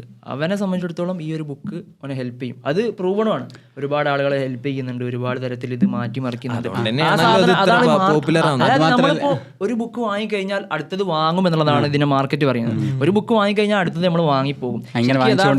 ഒരു മനുഷ്യൻ ഒരു ബുക്കോ 2 ബുക്കോ കിട്ടിയാൽ പിന്നെ ഒന്ന് വാങ്ങേണ്ടതില്ല, ശരിക്കും ബേസിക്കലി ഒന്ന് നന്നാവേണ്ടതാണ്. പക്ഷേ ആൾക്കാർ ഇത് പിന്നെയും വാങ്ങി പോകുന്നുണ്ട്. കാരണം അതിലുള്ള പോയിന്റ്സ് എന്ന് പറഞ്ഞാൽ അത്രയും റിലേറ്റബിളും ഹൈലി നമ്മളായിട്ട് കണക്ട് ചെയ്യാൻ പറ്റുന്നു എന്നുള്ളതുകൊണ്ടാണ് ഇങ്ങനെ വാങ്ങുന്നത്. അതിൽ തന്നെ ഈ സെൽഫ് ഹെൽപ്പ് ബുക്സ് അതിൽ ചില ഇതിലൊക്കെ പരീക്ഷണങ്ങൾ എന്ന് പറഞ്ഞിട്ട് കൊടുക്കുന്നുണ്ടാവും.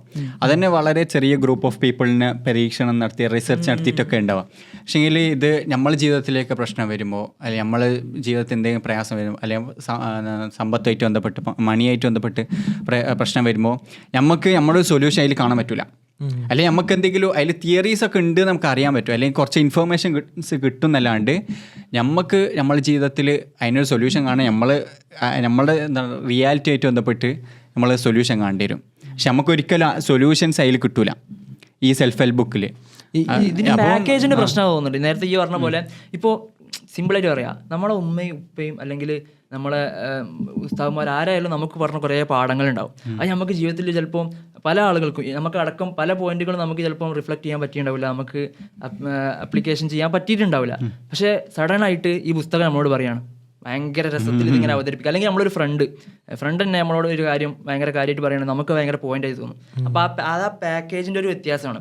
ആൾക്കാർ ഇത് പണ്ടിപ്പോൾ ജീസസ് അല്ലെങ്കിൽ നബിമാർ അല്ലെങ്കിൽ പല രീതിയിൽ ഇത് അവതരിപ്പിച്ച് തന്ന സാധനം ഇപ്പോൾ പുതിയ മോഡലിൽ പല ഹുക്കുകൾ വെച്ചിട്ട് പല കവറുകൾ വെച്ചിട്ടൊക്കെ ഇത് അവതരിപ്പിക്കുമ്പോൾ ആൾക്കാർ ഇത് റിസീവ് കൊടുത്തിട്ട് നിങ്ങളിത് വായിച്ചില്ലെങ്കിൽ വേറൊരു സംഗതി ഇതിൽ വേറൊരു ആസ്പെക്ട് ഇങ്ങനെ ഞാൻ അങ്ങനെ ഒരു വായിച്ചപ്പോൾ പോയപ്പോൾ കിട്ടിയാട്ടോ. അതായത് പണ്ടൊക്കെ ഈ തെറാപ്പികൾ അല്ലെങ്കിൽ ഈ ആൾക്കാരെ കാണാൻ പോയിട്ട് സംസാരിച്ചുകൊണ്ട് പ്രശ്നം സോൾവ് ചെയ്യുക, സംസാരിച്ചുകൊണ്ട് ഉള്ള സങ്കടങ്ങൾ പറയുക, കരയുക എന്നൊക്കെ പറയുന്ന ഒരു പ്രോസസ്സായിട്ട് കാണുന്നു. പക്ഷെ ഇപ്പം ആൾക്കാർക്ക് ഒന്ന് അത് ഭയങ്കര ഫിനാൻഷ്യലി ഭയങ്കര ബേർഡൻ ആണെന്ന് പറയുന്നവരുണ്ട്. രണ്ടാമത്തെ ഇത് ഭയങ്കര സുഖമാണ്. ഇങ്ങനത്തെ ബുക്കിനെ ഡിപ്പെൻഡ് ചെയ്യുകയാണെങ്കിൽ പൈസ തീരെയില്ല. നമ്മൾ കാര്യമായിട്ട് ഈ ബുക്ക് വാങ്ങിയാൽ മതിയല്ലോ, കാര്യമായിട്ട് തെറാപ്പിക്ക് പോകണ്ട. അങ്ങനെ നമ്മളെ കൺവീനിയൻ്റ് ആയിട്ട് നമുക്ക് റൂമിൽ ഇരുന്നിട്ട് നമുക്കിത് വായിക്കാം, സൊല്യൂഷൻ കാണുന്നു പ്രതീക്ഷിക്കാം. അങ്ങനെ നമുക്ക് സ്വന്തമായിട്ട് ഒരു സൊല്യൂഷൻ എടുക്കാൻ പറ്റുന്ന രീതിയിൽ ഈ പുസ്തകത്തെ ഡിപ്പെൻഡ് ചെയ്യുകയാണ്. മറ്റേത് സെഷന് പോവുക അല്ലെങ്കിൽ ഒരാളെ ഇതിനായിട്ട് ഏൽപ്പിക്കുക, ഒരാളെങ്ങനെ ഡിപ്പെൻഡ് ചെയ്യേണ്ടി വരുന്നൊരവസ്ഥ ഉണ്ട്. അപ്പോൾ അങ്ങനെ നോക്കുമ്പോൾ ഈ ബുക്കുകൾ പലരെയും ഹെൽപ്പ് ചെയ്യുന്നുണ്ട് എന്നുള്ളൊരു സാധനം ഇങ്ങനെ പൊതുവെ പറയാറുണ്ട്. പക്ഷെ എനിക്കിതിലേ ഭയങ്കര പ്രശ്നമായിട്ട് തോന്നിയൊരു സാധനമുണ്ട്. ഒരു പോയിന്റ്, നിങ്ങളുടെ ഒരു തോട്ട്സ് എന്താണെന്ന് അറിയണം. ഈ സെൽഫ് ഹെൽപ്പ് ബുക്ക് ഭയങ്കര ഇൻഡിവിജ്വലിസ്റ്റിക് ആണ്. ഇത് തരുന്നൊരു ഐഡിയ ഭയങ്കര സെൽഫ് എന്നാണല്ലോ, ഭയങ്കര കൺഫ്യൂഷൻ അടിക്കും ആൾക്കാർ. ഒന്ന് ഇൻഡിവിജ്വൽ എന്ന് പറയുമ്പോൾ അതായത് അവരുടെ സ്വന്തം അഭിപ്രായം എന്നുള്ളതല്ല നമ്മൾ ഇൻഡിവിജ്വലിസം എന്നുള്ള ഇൻഡിവിജ്വലിസം എന്നുള്ള ഐഡിയക്കാണല്ലോ ഇത് എപ്പോഴും ഡിനോട്ട് ചെയ്യുന്നത്. അതിലൊരു മനുഷ്യൻ എന്ന് പറയുമ്പോൾ ഭയങ്കര സോഷ്യൽ ബീയിങ് ആണല്ലോ. പക്ഷെ അതിൻ്റെ ഒക്കെ അപ്പുറം ഞാൻ വിജയിക്കുക, ഭയങ്കര സെൽഫിഷ് എന്ന് പറഞ്ഞാൽ നെഗറ്റീവ് കൊണോട്ടേഷൻ ആവുമെന്ന് എനിക്കറിയില്ല. പക്ഷെ അങ്ങനെ ഒരു ഐഡിയയിലല്ല ഇത് വർക്ക് ചെയ്യുന്നത്. അതായത് എനിക്ക് തോന്നുക, അതായത് എനിക്ക് ഇതിലുണ്ടായിരുന്ന മെയിൻ കൺഫ്യൂഷൻ നമ്മൾ എപ്പിസോഡ് ചെയ്യുന്നതിന് മുമ്പ് ഇത്രയും പറഞ്ഞ കാര്യങ്ങളൊന്നും എനിക്കൊരു കൺഫ്യൂഷൻ ഇല്ലായിരുന്നു. നമ്മൾ കഴിഞ്ഞ 2 വട്ടവും ഇത് ചെയ്യാതെ പാളി പോകുമ്പോഴൊന്നും ഈ പറഞ്ഞ കാര്യങ്ങളിലൊന്നും കൺഫ്യൂഷൻ, ഈ കാര്യത്തിലാണ് എനിക്ക് കൺഫ്യൂഷൻ. അതായത് സെൽഫ് ഹെൽപ്പ് ബുക്കിൻ്റെ ഏറ്റവും വലിയ ചലഞ്ചായിട്ട് ഏറ്റവും വലിയ പ്രശ്നമായിട്ട് എനിക്ക് തോന്നിയത് ഈ ഒറ്റ പോയിന്റാണ്. അതായത് എന്താണ്, ഇപ്പോൾ ആലോചിച്ച് നോക്കുക, നമ്മളെ നാട്ടിൽ ഇപ്പോൾ സഫാൻ പണിയെടുക്കുന്നതും ഞാൻ പണിയെടുക്കുന്നതും നമ്മൾ ചിലപ്പോൾ ഒരേ ഒരു സിറ്റുവേഷനിലായതുകൊണ്ട് ചിലപ്പോൾ സിമിലർ ആയിരിക്കും. അപ്പോൾ ഞാൻ ഇന്നലെ കുറച്ച് വൈകിട്ടാണ് ബിരിയാണി തിന്നാൻ പോയത്. അതായത് നമ്മളിപ്പോൾ ഡെയിലി ബിരിയാണി ആണല്ലോ. ലുലു ഇവിടെ അടുത്ത കട, അപ്പോൾ ലുലു കബാബ്. അപ്പോൾ ഞാൻ 50 ബിരിയാണി തിന്നാനുള്ള ആൾക്ക് ലുലു കബാബിൽ എപ്പോഴും എനിക്കറിയണ ഒരു ചെക്കുണ്ട്, വളരെ നമ്മളാടി ചെറിയ, നിങ്ങൾക്ക് അറിയാം അസ്ലം, വളരെ നമ്മളെ അടിയിൽ രാത്രിയൊക്കെ ഇങ്ങനെ നടക്കുമ്പോൾ അങ്ങനെ വർത്താനം പറയുന്നില്ല. അപ്പോൾ നല്ല കമ്പനിയാണ്. അപ്പോൾ കുറച്ച് ദിവസമായിട്ട് അവനെ കണ്ടില്ലേന്ന്. അപ്പോൾ ഞാൻ ഇന്നലെ വന്നപ്പോഴാണ്, 4 മണിയാണ്, ഏകദേശം തിരക്കൊക്കെ കഴിഞ്ഞിട്ടുണ്ട്, ബിരിയാണീൻ്റെ ചൂടും എല്ലാം അറിയിട്ടുണ്ട്. ഞാൻ വല്ല പോയി സമാധാനത്തിൽ ഫുഡ് കഴിക്കാന്നുള്ള എനിക്ക് പോയതാണ്. അങ്ങനെ ബിരിയാണി പറഞ്ഞപ്പോൾ അവനെ കണ്ടപ്പോൾ എനിക്ക് സന്തോഷമായി. അപ്പോൾ ഞാൻ എവിടെ ചെങ്ങായി, എന്നെ കണ്ടിട്ട് കുറേ അല്ല. അപ്പോൾ ഓന് ഫ്രീ ആണ്, ഓട്ടല്ല. അപ്പോൾ ഓന് എത്ര വേണ്ടത്, ബിരിയാണി എത്ര വേണ്ടത്? അപ്പോൾ ഞാൻ 50 പറഞ്ഞു. അപ്പോൾ ഓൻ്റെ അടുത്ത് വന്നാണ്ട് പറഞ്ഞ് 60 ഇട്ടിങ്ങനെ 50 കൊടുത്താൽ മതി. അത് നമ്മൾ കമ്പനി വേണ്ട. അപ്പോൾ ഓക്കെടാ മച്ചെന്ന് പറഞ്ഞിട്ട് ഞാൻ തിന്നാൻ തുടങ്ങി. അപ്പോൾ ഞാൻ ഇങ്ങനെ വെറുതെ ലോഗ്യം പറഞ്ഞു, ജസ്റ്റ് ഞാൻ തുടക്കം ഇട്ടുള്ളൂ, ഞാൻ അങ്ങനെ സംസാരിക്കണം വിചാരിച്ചല്ല. അപ്പോൾ പറഞ്ഞ് എവിടുന്നാക്കെ ചോദിച്ചു, പറഞ്ഞു ലക്നോൻ്റെ അപ്പുറമാണ് എൻ്റെ വീട്, എന്താണ് ഇവിടുന്ന് 14 കിലോമീറ്റർ യാത്ര ഉണ്ട്. അപ്പോൾ ഞാൻ പറഞ്ഞു ഈ കുറേ ആയല്ലോ പോയിട്ട്, 1 മാസമായി ചോദിച്ചു. അപ്പോൾ ഇല്ലല്ല ഞാൻ 10 ദിവസത്തിനാണ് പോയത്. 10 ദിവസത്തിനാണ്. അപ്പോൾ എനിക്കൊന്ന് ഏതായാലും അത്രയും ചെറുതാണല്ലോ, അവൻ പഠിക്കണമൊന്നുമില്ലല്ലോ. അപ്പോൾ എനിക്കൊന്ന് കുറച്ച് ദിവസത്തിനധികം പോയിക്കൂടെ, എന്തിനാ 1 മാസത്തിനൊക്കെ നിന്നൂടെ? ഇല്ല അവിടെ എത്തിയാൽ നടക്കൂല, എനിക്ക് പണിയെടുക്കാൻ തിരിച്ചു വരണമെന്നാണ്. ആണ് പണിയെടുക്കുക. അപ്പോൾ എന്താണ് എൻ്റെ പരിപാടി എന്താ? അപ്പോൾ പറഞ്ഞു ഞാൻ അവിടെ 4 കൊല്ലമായിട്ടുണ്ട് പറഞ്ഞു. അപ്പോൾ ലുലു കബാബിൽ ഏറ്റവും എൽഡസ്റ്റ് എംപ്ലോയി, എൽഡസ്റ്റ് എന്ന് പറയാൻ ഓൾഡസ്റ്റ് എംപ്ലോയി ഓനാണ്. എത്ര സീനിയർ മോസ്റ്റ് എംപ്ലോയി ആണ് ഓൻ്റെ അത്ര അവിടെ പണിയെടുത്ത ആരുമില്ല. അപ്പോൾ അങ്ങനെ എനിക്കിങ്ങനെ നമ്മൾ ഈ ഒരു പോയിന്റിലാണുള്ളത്. ഞാൻ ശമ്പളം എത്ര അറിയാൻ അപ്പോൾ എനിക്ക് ഇടങ്ങാറുണ്ട്, ശമ്പളമൊക്കെ ചോദിച്ചാൽ മോശമാവുമോ എങ്ങനെ നിന്നിട്ട് ഞാൻ അവസാനം അങ്ങനെ അവിടെ പോയി ഉള്ളിയൊക്കെ എടുത്ത് എങ്ങനെയൊക്കെ ആയിട്ട് ഇങ്ങനെ വന്നപ്പോൾ ഞാനോട് പിന്നെ ഓൻ്റെ അടുത്ത് വന്ന് ഇങ്ങനെ നിന്നപ്പോൾ ഞാൻ ചോദിച്ചു, അല്ല അവിടെ എന്താ അവസ്ഥ, അടിപൊളിയാണോ എന്നൊക്കെ ചോദിച്ച് ശമ്പളം അറിയാൻ വേണ്ടിയിട്ട്. അത് എന്താണ് പറഞ്ഞ ഫുഡും സ്റ്റേ ഒക്കെ ഇവിടെ സെറ്റാണ്, ഞാൻ പിന്നെ ഇവിടെ നിന്നാണ് കഴിക്കില്ല, ഇതാണ്. പിന്നെ ഓൻ്റെ വീട്ടിലെ അവസ്ഥയൊക്കെ ഇങ്ങനെ പറഞ്ഞ്, വീട്ടിൽ ഓനക്ക് ഒരു പെങ്ങളും ഒരു അനിയനൊക്കെ ഉള്ളത്, ഓരവനാണ് പോറ്റുന്നത്, ഓൻ്റെ വാപ്പല്ല, അങ്ങനെ ഓരോന്നൊക്കെ പറഞ്ഞപ്പോൾ എനിക്കിങ്ങനെ ഇവിടെ നിന്ന് എത്ര കിട്ടലുണ്ട് പറഞ്ഞു. ഇവിടെ 8000 റുപ്യാണ് പറഞ്ഞു. അപ്പോൾ മന്ത്ലി 1 മാസത്തെ സാലറി. അപ്പോൾ എന്താണ്, അപ്പോൾ എനിക്കിങ്ങനെ ഒന്നും പറയാതെ ഓൻ്റെ ഉപ്പല്ലാന്ന് പറഞ്ഞപ്പോൾ തന്നെ എനിക്ക് ഇടങ്ങാറായി. പിന്നെ ഒന്നും ചോദിച്ചില്ല, ഞാൻ വല്ല ഫുഡ് കഴിച്ച് ഇങ്ങനെ എല്ലാം ഇങ്ങനെ നീച്ചു. ഞാൻ ഇങ്ങനെ ആലോചിക്കുക, റബ്ബേ, അതായത് നമ്മളും പല നിലക്കും ഓരോ പണി എടുക്കുന്നുണ്ടല്ലോ, ഫ്രീലാൻസ് ആയിട്ടും അല്ലാതെയൊക്കെ ആയിട്ട് ജീവിതം മുന്നോട്ട് പോകാൻ. അപ്പോൾ എന്താണ്, ഓനൊരു ദിവസം രാവിലെ മുതൽ രാത്രി വരെ പണിയെടുത്തു. രാത്രി വരെ പണിയെടുക്കലുണ്ട്. ഞാനല്ലേ രാത്രി ബത്തിയിൽ പോയാലും ഓൻ ആ സമയത്ത് അവിടെ ഫുഡ് ഉണ്ടാക്കി എന്തെങ്കിലും പണിയിലേക്ക് ഇരിക്കും. അത്ര പണിയെടുത്തിട്ട് ഓനൊരു മാസം കിട്ടുന്നത് 8,000 ഉറുപ്പ്യാണ്. പക്ഷേ എന്താണ്, ഒരു സെൻസ് പറഞ്ഞാൽ നമ്മളെക്കാട്ടിയൊക്കെ എഫേർട്ട് ഓനല്ലേ ഇടുന്നത്. അപ്പോൾ ഈ സെൽഫ് ഹെൽപ്പിൻ്റെ ബേസിക് ഐഡിയയിൽ തന്നെ ഭയങ്കര പ്രശ്നം. എനിക്ക് അതൊക്കെ കണ്ടപ്പോൾ എനിക്ക് അവനോട് സംസാരിച്ചപ്പോൾ എനിക്ക് ഭയങ്കര പ്രശ്നം, ഭയങ്കര കോംപ്ലക്സിറ്റി ആയിട്ട് തോന്നി. അത് സെൽഫ് ഹെൽപ്പ് വിൽക്കുന്ന ബേസിക് ഐഡിയ എന്താ? ഹാർഡ് വർക്ക് ചെയ്തോ നിങ്ങൾക്ക് റിസൾട്ട് ഉണ്ടാവും, നിങ്ങൾ എഫേർട്ട് ഇട്ടോ നിങ്ങൾക്ക് അതിൻ്റെ റിസൾട്ട് ഉണ്ടാവും. അത് എപ്പോഴും ഈക്വല, ഭയങ്കര അപ്പൊളിറ്റിക്കലാണ്. അതായത് നമ്മളും നമുക്കുള്ള ഏറ്റവും അല്ലെങ്കിൽ ഒരു എൻഡ് റിസൾട്ടായിട്ട് എന്താ പറയുക, കുറേ പൈസ, കുറേ സ്റ്റാറ്റസ്, നല്ല ഹാപ്പിനെസ്, നല്ല ജീവിതം. ആ എൻഡ് പോയിന്റിലേക്ക് എത്താനുള്ള വഴി എന്താ? നല്ലോണം അങ്ങോട്ട് പണിയെടുക്കുക, കുറേ സമയം പണിയെടുക്കുക, നല്ലോണം സമയം പണിയെടുക്കുക, നമ്മളെ മുമ്പിലുള്ള ബൗണ്ടറീസ്, ലേസിനെസ് ഒഴിവാക്കുക. റെസ്റ്റ് എന്ന് പറയുന്നത് ഏറ്റവും വലിയ പ്രശ്നമാണ് എന്നൊക്കെ പറഞ്ഞിട്ടാണ് ഈ നമ്മളെ പണിയെടുപ്പിക്കാൻ വേണ്ടി ശ്രമിക്കുന്നത്. അത് ആ ഒരു ബേസിസിലാണല്ലോ. പക്ഷെ നമ്മളെക്കാട്ടി പണിയെടുക്കുന്ന ആൾക്കാരെന്താ നമ്മളെ മുകളിലെത്താത്തത്? അപ്പോൾ ഈ സെൽഫ് ഹെൽപ്പ് എന്ന ഐഡിയ ഭയങ്കര അപ്പൊളിറ്റിക്കലായിട്ട് ഫീൽ ചെയ്ത്. കാരണം ഇവിടെ അതല്ലാത്ത ഒരുപാട് എന്താണ് അത്ര ഇഗാലിറ്റേറിയൻ സൊസൈറ്റി അല്ല നമ്മൾ. ആൾക്കാർ ഇവിടെ കാസ്റ്റ് ഉണ്ട്, അതിനപ്പുറം ക്ലാസ് ഉണ്ട്, പല സെൻസിലുണ്ട്. അപ്പോൾ നമ്മളെക്കാട്ടിയും പ്രിവിലേജ് കുറഞ്ഞതും കൂടിയതായിട്ടുള്ള മനുഷ്യന്മാരുണ്ടാവും. അപ്പോൾ നമുക്ക് ഇതിനിങ്ങനെ സിമ്പിളായിട്ടാണ്ട് പറയാൻ കഴിയില്ല, എന്ത് നിങ്ങൾ ഹാർഡ് വർക്ക് ചെയ്താൽ നിങ്ങൾ സക്സസ്ഫുൾ ആവും. ഇങ്ങനെ ഈ സെൽഫ് ഹെൽപ്പ് ബുക്ക് എല്ലാവർക്കും ജനറിക്കായിട്ട് കൊടുക്കുന്ന ഒരു സൊല്യൂഷൻ എല്ലാ മനുഷ്യന്മാർക്കും ബാധകമാവില്ല എന്നിങ്ങനെ തോന്നുക. പക്ഷേ റിസൾട്ട് എന്താ, അല്ല സൊല്യൂഷൻ എന്താ വെച്ചാൽ പണിയെടുക്കുക എന്നുള്ളത് തന്നെയാണ്, ഗ്രൈൻഡ് ചെയ്യുക എന്നുള്ളത് തന്നെയാണ്. അതിൻ്റെ ഹാർഡ് വർക്കിൻ്റെ ലെവല് ചിലപ്പോൾ ഒരു പൈസക്കാരനും ഭയങ്കര ഒരു നെപ്പോ കിഡിനും ഞമ്മക്കും ചിലപ്പോൾ അവിടെ ഒരു ഹോട്ടലിൽ പണിയെടുക്കുന്നവനും തമ്മിൽ നല്ല വ്യത്യാസം ഉണ്ടാവും. അതാണ് കുറേ പ്രശ്നമുണ്ട്. ഒന്ന് എന്താ വെച്ചാൽ നമ്മളപ്പം തന്നെ അവിടെ റിലേറ്റ് നമ്മൾ മനസ്സിലാക്കാൻ പറ്റുന്ന ശ്രമിക്കുന്ന ഒരു സംഗതി എന്താ വെച്ചാൽ നമ്മൾ ശമ്പളത്തിനെ റിലേറ്റ് ചെയ്യാണ്. ഒരു പൈസ നമ്മൾ പെട്ടെന്ന് റിലേറ്റ് ചെയ്യുന്നുണ്ട്. അങ്ങനത്തെ കുറേ പ്രശ്നങ്ങൾ, സിറ്റുവേഷൻ രണ്ടും ഭയങ്കര എക്സ്ട്രീം വ്യത്യാസമാണ്. ഓൻ്റെ നമ്മൾ കണ്ടെത്തുന്ന നമ്മൾ കുറേ പൈസ ഉണ്ടാക്കിയിട്ട് കണ്ടെത്തുന്ന ഒരു ഹാപ്പിനെസ് ഉണ്ടല്ലോ, ഓന 8,000 ഉറുപ്പ്യയിൽ കിട്ടുന്ന ആ ഒരു ഹാപ്പിനെസ് അത് ഭയങ്കര ശ്രമിക്കാൻ പറ്റുന്നില്ല.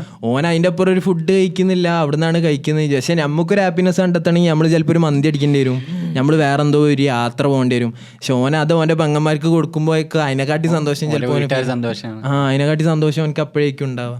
ഭയങ്കര ചോദ്യമാണ്.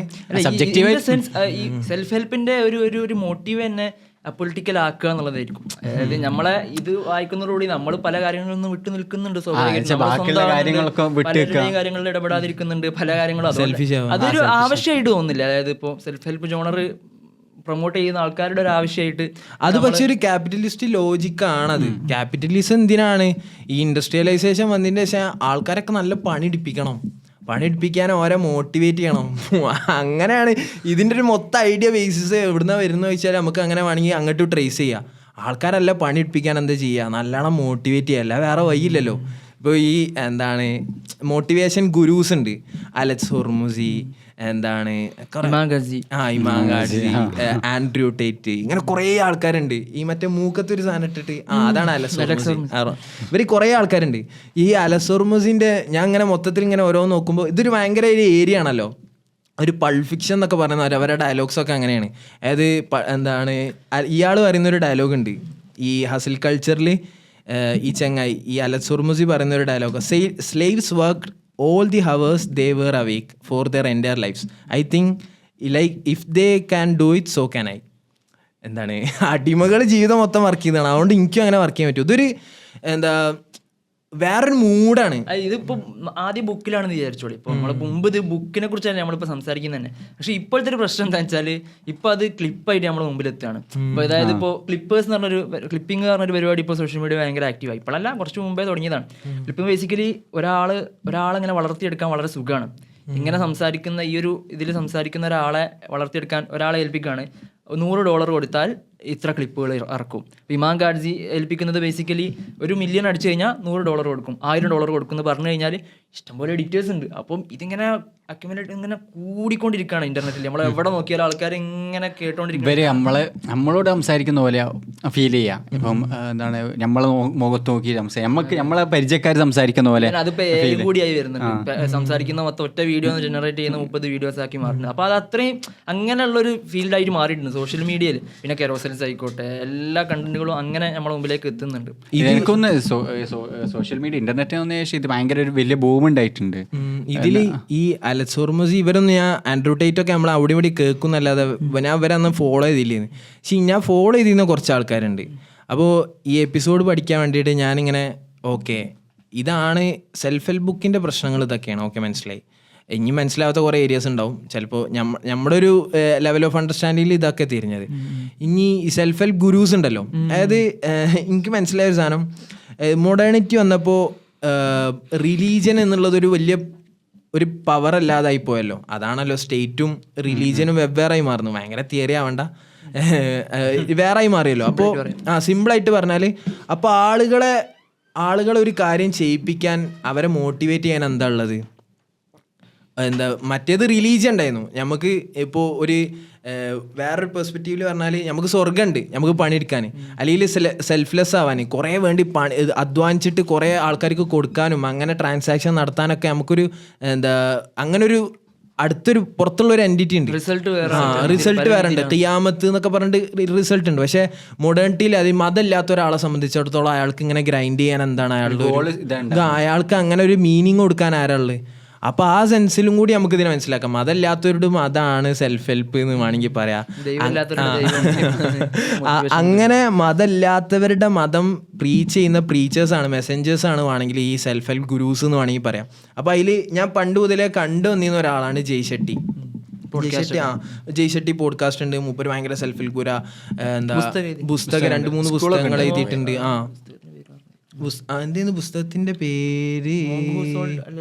അല്ല, മോങ്കൂസോൾഡ് അല്ല, വേറൊരു പുസ്തകം ഉണ്ട് മൂപ്പര് എഴുതിയാണ്. അപ്പോൾ ഞാൻ അങ്ങനെ മൊത്തത്തിൽ ഇവരെ കുറിച്ചൊക്കെ ഇങ്ങനെ പഠിക്കാൻ വേണ്ടി ശ്രമിച്ചിരുന്നു. അതായത് ഇവരെന്താണ് ഇപ്പോൾ ജയ് ഷെട്ടിനെ മാത്രം എടുക്കുക. ജയ് ഷെട്ടിനെ എക്സ്പോസ് ചെയ്തിട്ടുള്ള ഒരുപാട് ആർട്ടിക്കിൾസും വീഡിയോസും ഉണ്ട്. അരമണിക്കൂറോളം നീണ്ടിക്കുന്ന വീഡിയോസ് ഉണ്ട്. കുറേ വലിയ ഇതിലും ഗാർഡിയനിലൊക്കെ വന്ന വലിയ ആർട്ടിക്കിൾസ് ഉണ്ട്. അപ്പോൾ സാധാരണ ഈ സെൽഫ് ഹെൽപ്പ് ഗുരൂസിൻ്റെ ഒക്കെ ഒരു ഐഡിയ ഉണ്ട്. ഇപ്പം നേരത്തെ ഈ പറഞ്ഞ പോലെ അതായത് നമ്മളോട് ചേർന്ന് നിൽക്കുന്ന പോലെ ഒരു വർത്തമാനം പറയാം. ഇതിന് പാരാസോഷ്യൽ ബോണ്ടിങ് എന്നാ പറയാം. അതായത് ഇപ്പോൾ നമ്മളിങ്ങനെ സംസാരിക്കുമ്പോൾ എന്താണ്, എനിക്കറിയാം നിങ്ങളുടെ പ്രശ്നം അതാണ്, നമുക്കത് മാറ്റിയെടുക്കാനാണ്. ഒരു റീല് ഇമാം ഷാഫി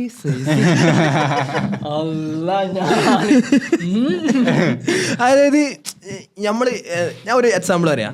നമ്മൾ പോഡ്കാസ്റ്റ് നല്ല കൂളായിട്ടാണല്ലോ ചെയ്യുന്നത്. കാരണം എന്താ, ഞാൻ എന്നോടാണ് വർത്താനം പറയുന്നത്, എന്നോടാണ് അല്ലെങ്കിൽ വർത്താനം പറയുന്നത്. പക്ഷെ ഇതൊക്കെ കഴിഞ്ഞിട്ട് ഗസ്റ്റിൻ്റെ പോഡ്കാസ്റ്റിൽ നമ്മൾ ക്യാമറിൻ്റെ മുമ്പിൽ നോക്കിയിട്ട് സംസാരിക്കല്ലേ. നമ്മൾ ഇത് ചെയ്യാൻ ഇതിൻ്റെ ഇടയിൽ കട്ടൊന്നും വരുന്നില്ലല്ലോ. പക്ഷെ കഴിഞ്ഞ എപ്പിസോഡ് ഞാൻ ഒരു ഉദാഹരണം പറയാം.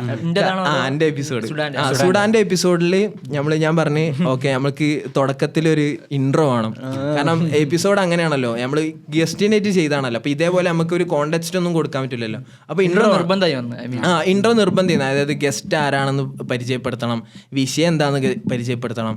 അപ്പോൾ ഞാൻ അവനോട് പറഞ്ഞ് ഞാൻ അന്ന് തിരക്കിലായിരുന്നു, ഷൂട്ടിൽ പോയതായിരുന്നു. അപ്പോൾ ഞാൻ പറഞ്ഞ് ഈ ഇൻട്രോ ആണട്ടാറിന്. അപ്പോൾ പ്രൊഡ്യൂസറോടും പറഞ്ഞു ഓക്കെ ഇൻട്രോ വേണം. അപ്പോൾ ഇന്ന് ഇൻട്രോ ഷൂട്ട് ചെയ്യാന്നൊക്കെ പറഞ്ഞ ഒരു സെറ്റായി. ഞാൻ രാത്രി 11 മണിക്കൊക്കെ വന്നിട്ട് ഞാൻ എങ്ങനെയാലും ഓക്കെ ഇന്ന് വേഗം ആ ഇൻട്രോ കട്ട് ചെയ്ത് ഇതിലേക്ക് ആഡ് ചെയ്തിട്ട് ഇന്ന് തന്നെ എക്സ്പോർട്ടിനിട്ട് ഉറങ്ങാൻ, എന്നിട്ട് രാവിലെ നീച്ചിട്ട് അപ്പ് ചെയ്യാന്ന് വിചാരിച്ച് ഞാൻ ഒന്ന് നോക്കുമ്പോൾ 25 മിനിറ്റ്.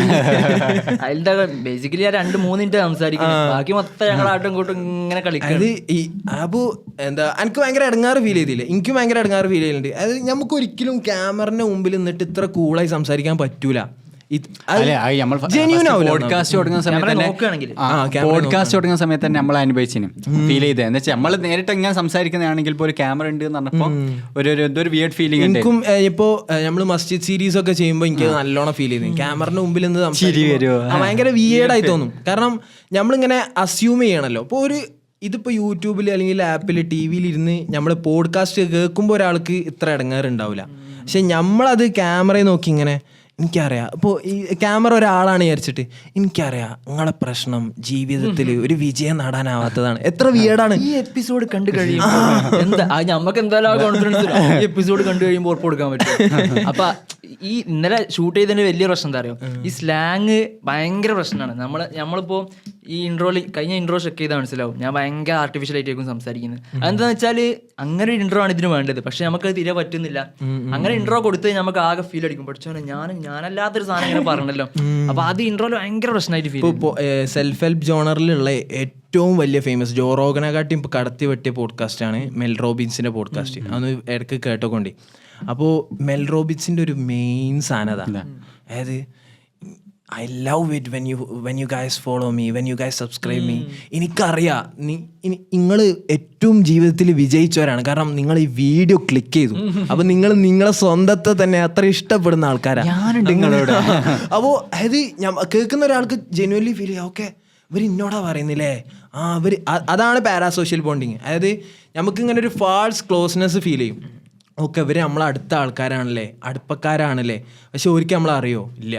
അങ്ങനെ ഒരു ഫീല് ഇവരുണ്ടാക്കും. എന്നിട്ട് അതിനുശേഷം ഇവരെന്താ ചെയ്യുക, ഇവർ ആ അതോറിറ്റി ബിൽഡ് ചെയ്യും. ഞാൻ അതിൻ്റെ ആളാണ്, ഇവർ അതിനനുസരിച്ചുള്ള സംസാരങ്ങൾ. എന്നാലോ നമ്മുടെ പ്രശ്നങ്ങൾക്കൊന്നും ഓരുണ്ടാവില്ല, നമ്മുടെ ഒരു ജീവിതത്തിൽ ഒരു സൊല്യൂഷനും ഇവരെ വർത്താനങ്ങളിൽ ഇമാം ഷാഫി വരും, അവിടെ ഇത് വരും. അപ്പോൾ നമുക്കിങ്ങനെ തോന്നും, അതിന് ഹാലോ എഫക്റ്റ് എന്ന് പറയാം. അതായത് നമ്മളിങ്ങനെ ഓരെ തന്നെ ഒക്കെ മനസ്സിലാക്കും, ഇവര് ഇതിൽ എക്സ്പേർട്ടാണല്ലേ, ഈ വിഷയങ്ങൾ സംസാരിക്കാൻ ഒരു പറയൂല, ഞങ്ങൾ എക്സ്പേർട്ട് അല്ലാന്നും ഒരു പറയൂല.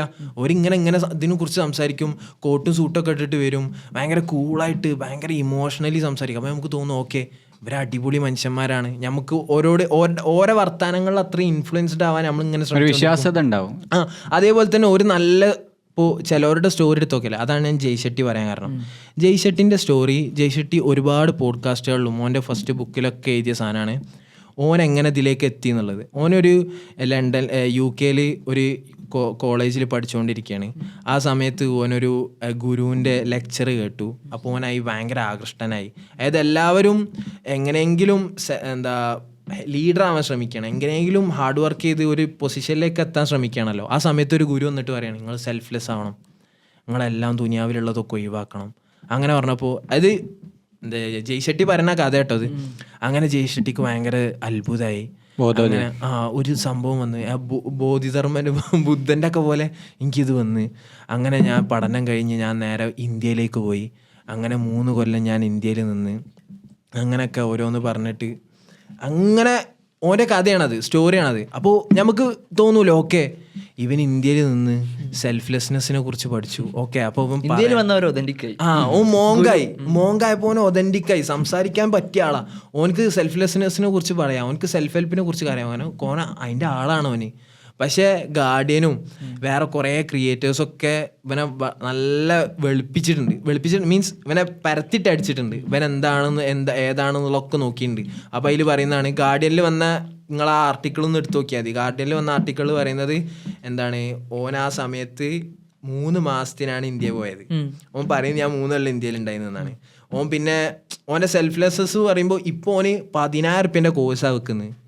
നിങ്ങൾ കോച്ചാവാന്ന് പറഞ്ഞിട്ട്.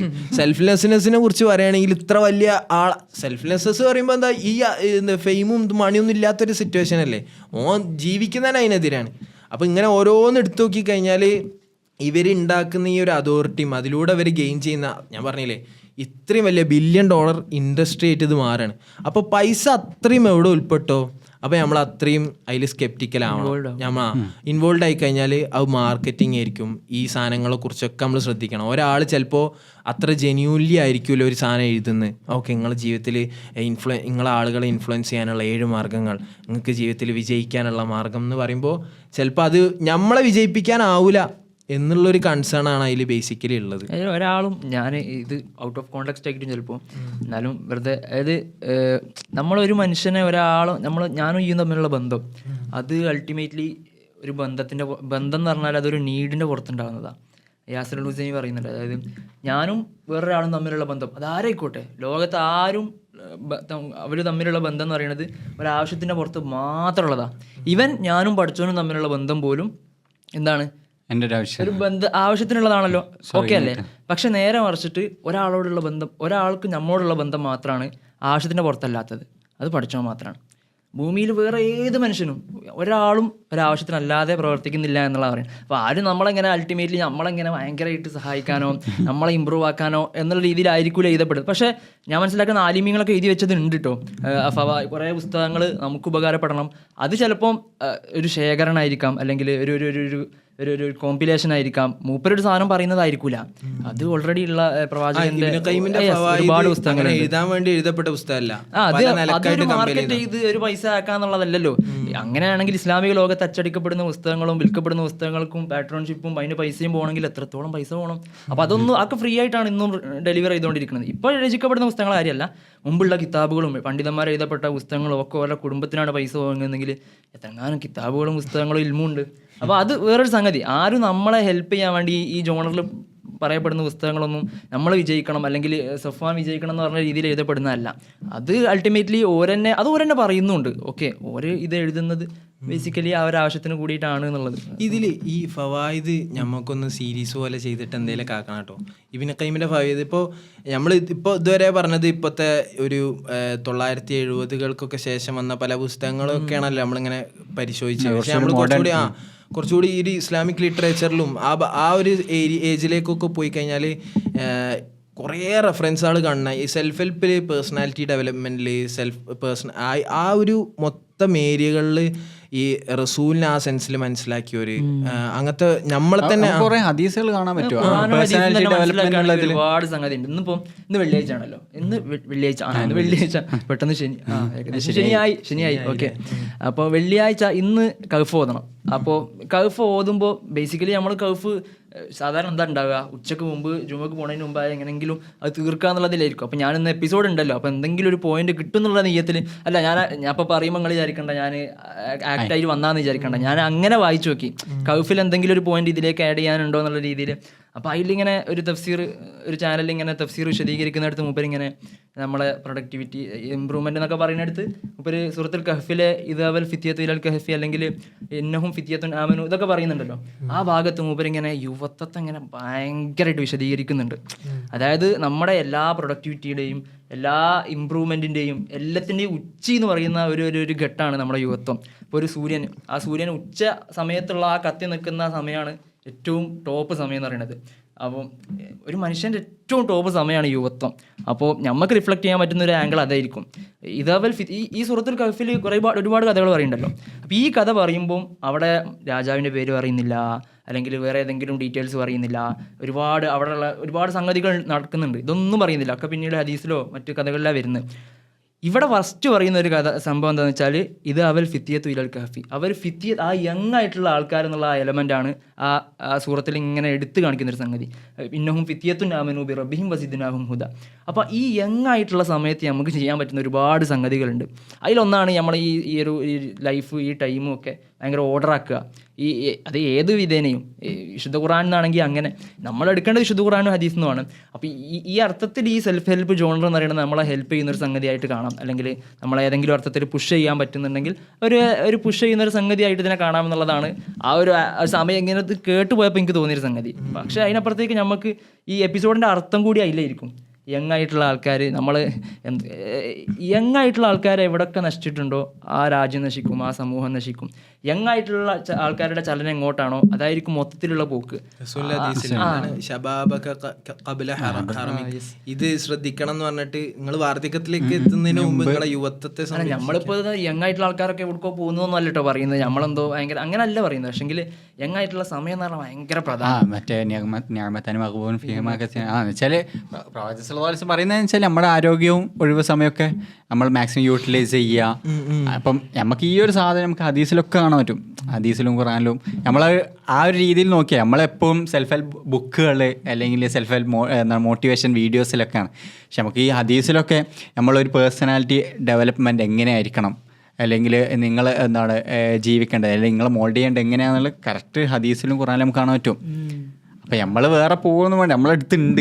പല എപ്പിസോഡിലും പറഞ്ഞിട്ടുണ്ട് ചെറിയ ഹദീസുകളൊക്കെ തന്നെ ഇങ്ങനെ നമ്മളെ ഭയങ്കരമായിട്ട് ഹെൽപ്പ് ചെയ്യാൻ സഹായിക്കുന്ന സംഗതി. അപ്പോൾ എനിക്കിതിൽ നിങ്ങളുടെ ഒരു ടേക്ക് അറിയേണ്ട സാധനമാണ്. എനിക്ക് കുറച്ചും കൂടി അതിൽ പറയാനുള്ളതാണ്.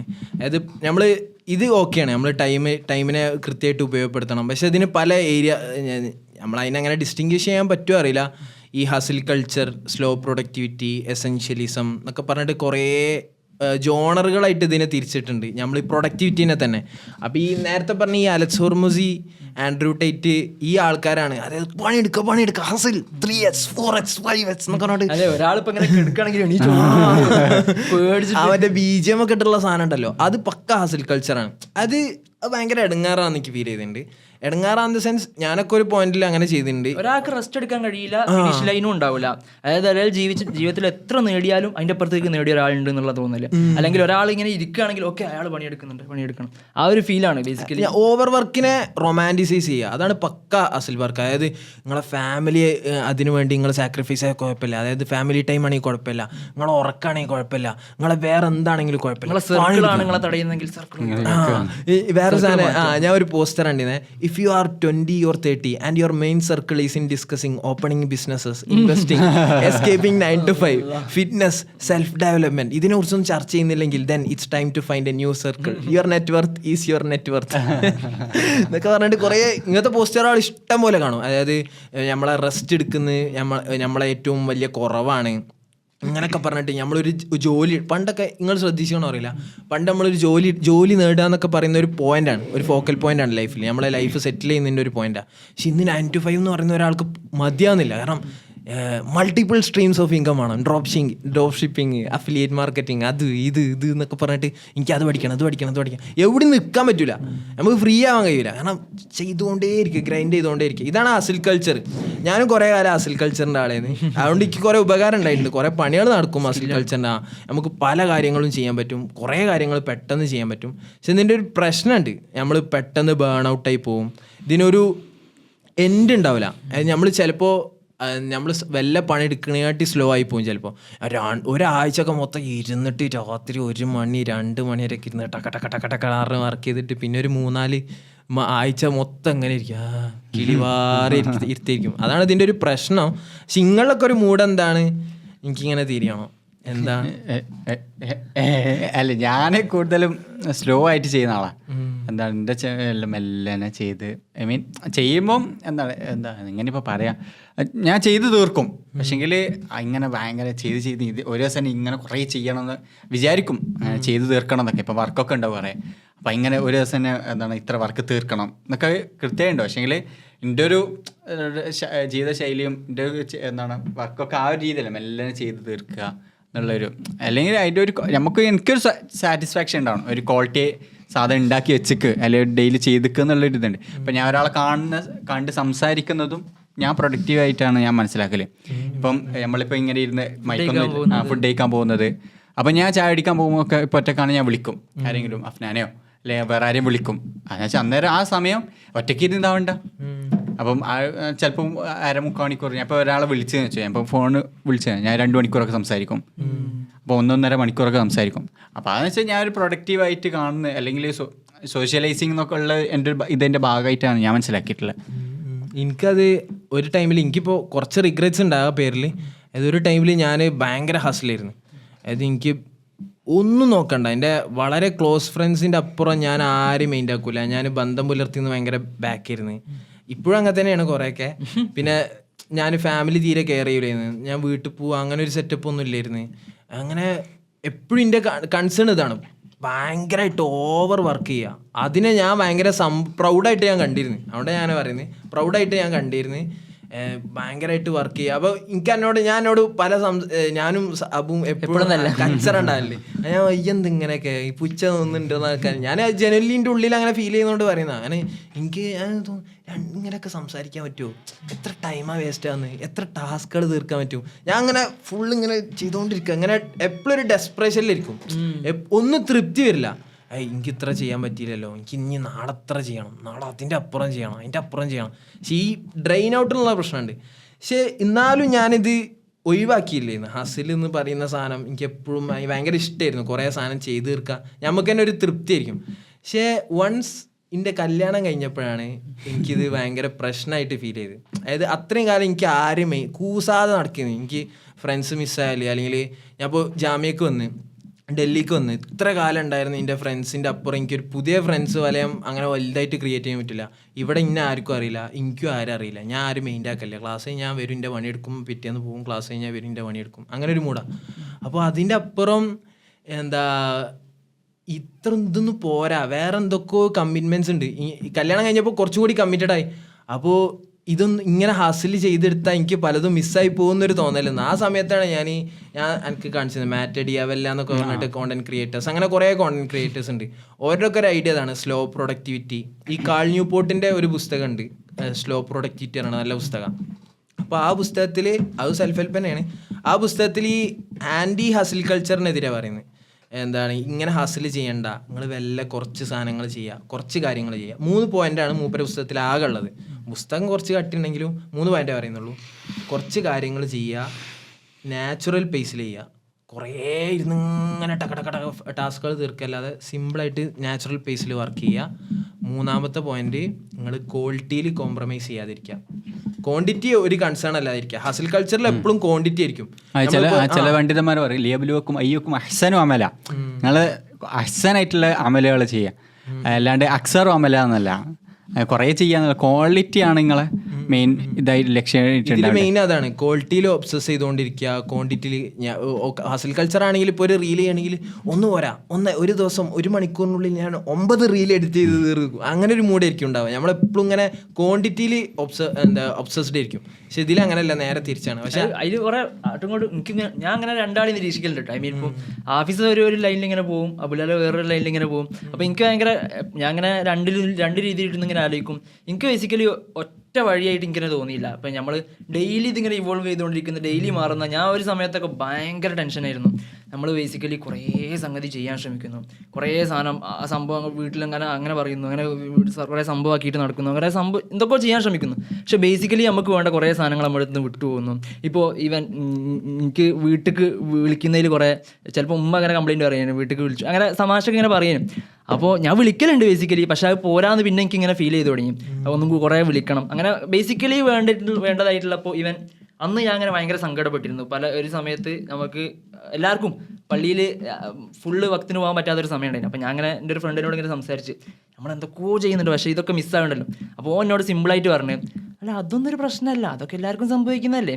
ഐ മീൻ ഇങ്ങനെ പ്രശ്നങ്ങൾ ചില സമയത്ത് ഡൗൺ ആവും, ചില സമയത്ത് കൂടും, ചില ആൾക്കാർ ഇത് കൺസിസ്റ്റൻ്റ് മെയിൻറ്റെയിൻ ചെയ്യും.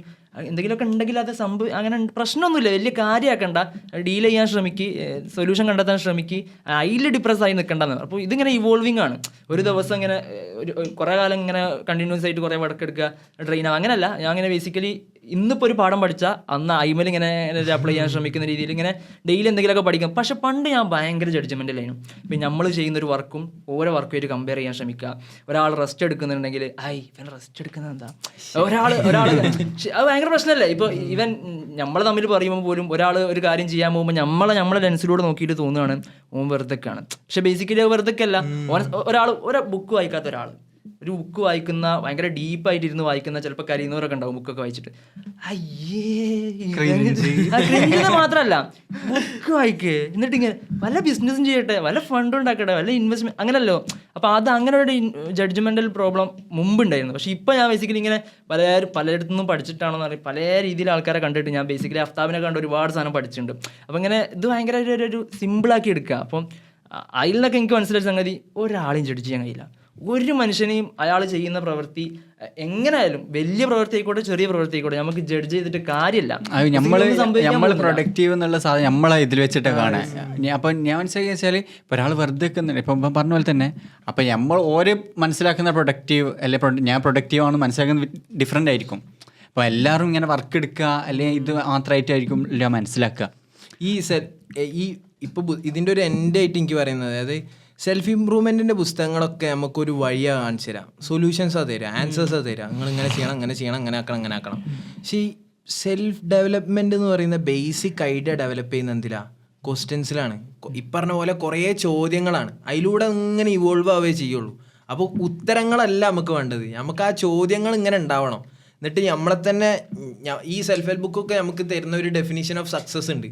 നിങ്ങൾ ഇങ്ങനെ ചെയ്താൽ ഇപ്പം നേരത്തെ ഞാനും ഇനി അസ്ലമിനെയും ബത്തീൽ അസ്ലമിന് ഞാൻ എന്താ സക്സസ് ഡിഫൈൻ ചെയ്തത് സാലറിൻ്റെ പുറത്താണ്, പൈസൻ്റെ പുറത്താണ്. പക്ഷേ ചിലപ്പോൾ അസ്ലമിൻ്റെ സക്സസ് അതാവൂല, ഞാൻ കാണുന്ന സക്സസ് ആവില്ല. അപ്പോൾ ഓരോരുത്തർക്കും ഇത് ഡിഫറെൻ്റ് ആയിരിക്കും, ഓരോരുത്തരുടെ പ്രയോറിറ്റി ഡിഫറെൻ്റ് ആയിരിക്കും, അവർ അച്ചീവ് ചെയ്യാൻ ശ്രമിക്കുന്ന വഴി ഡിഫറെൻ്റ് ആയിരിക്കും. അപ്പോൾ അത്രേ ഉള്ളൂ. ഈ പുസ്തകങ്ങളൊക്കെ വായിച്ചിട്ട് എനിക്ക് ഇതിൻ്റെ ഒരു എൻഡായിട്ട് എനിക്ക് പറയാനുള്ളത്, അതായത് ഇത് നമുക്ക് കുറേ ഐഡിയാസ് തരും. പക്ഷെ ഐഡിയാസ് അങ്ങനെ വിഴുങ്ങിയിട്ട് അത് നമ്മളെ ലൈഫിലേക്ക് ഇങ്ങനെ ഒട്ടിച്ചൊട്ടിച്ച് ഇങ്ങനെ വെച്ച് കഴിഞ്ഞാൽ ചിലപ്പോൾ നമുക്ക് വർക്ക് ചെയ്യുന്നില്ല, നമുക്ക് കൂടുതൽ പ്രയാസം. ഇത് കുറെ ഇൻഫർമേഷൻ തരും, പക്ഷെ നമ്മൾ ഇതൊരിക്കലും ഇതൊരു അബ്സല്യൂട്ട് ആയിട്ട് മനസ്സിലാക്കാൻ പറ്റൂല. ഞാൻ സിമ്പിളായിട്ട് അറിയാം, പോഡ്കാസ്റ്റ് ആലോചിച്ച് നോക്കി. നമ്മൾ പോഡ്കാസ്റ്റ് തുടങ്ങാൻ വേണ്ടി കുറേ പഠിച്ച് കുറേ ഇൻവെസ്റ്റിഗേറ്റ് ചെയ്ത് കുറേ ഇങ്ങനെ ആലോചിച്ചിട്ടും കാര്യമില്ലല്ലോ. ബേസിക്കലി തുടങ്ങിയപ്പോഴാണ് ഇതിൻ്റെ ഒരു 3% കാര്യങ്ങൾ നമ്മൾ മനസ്സിലാക്കുകയും ചെയ്യാൻ പഠിക്കുകയും. ഈവൻ ഈ എപ്പിസോഡിൻ്റെ കാര്യം പോലും നമ്മൾ ഇരിക്കാൻ തീരുമാനിച്ചു. നമ്മൾ കഴിഞ്ഞ പ്രാവശ്യം ഇരുന്നപ്പോൾ അടി ഉണ്ടായി, നമുക്ക് ചെയ്യാം, എന്തെങ്കിലും ചെയ്ത് നോക്കുക.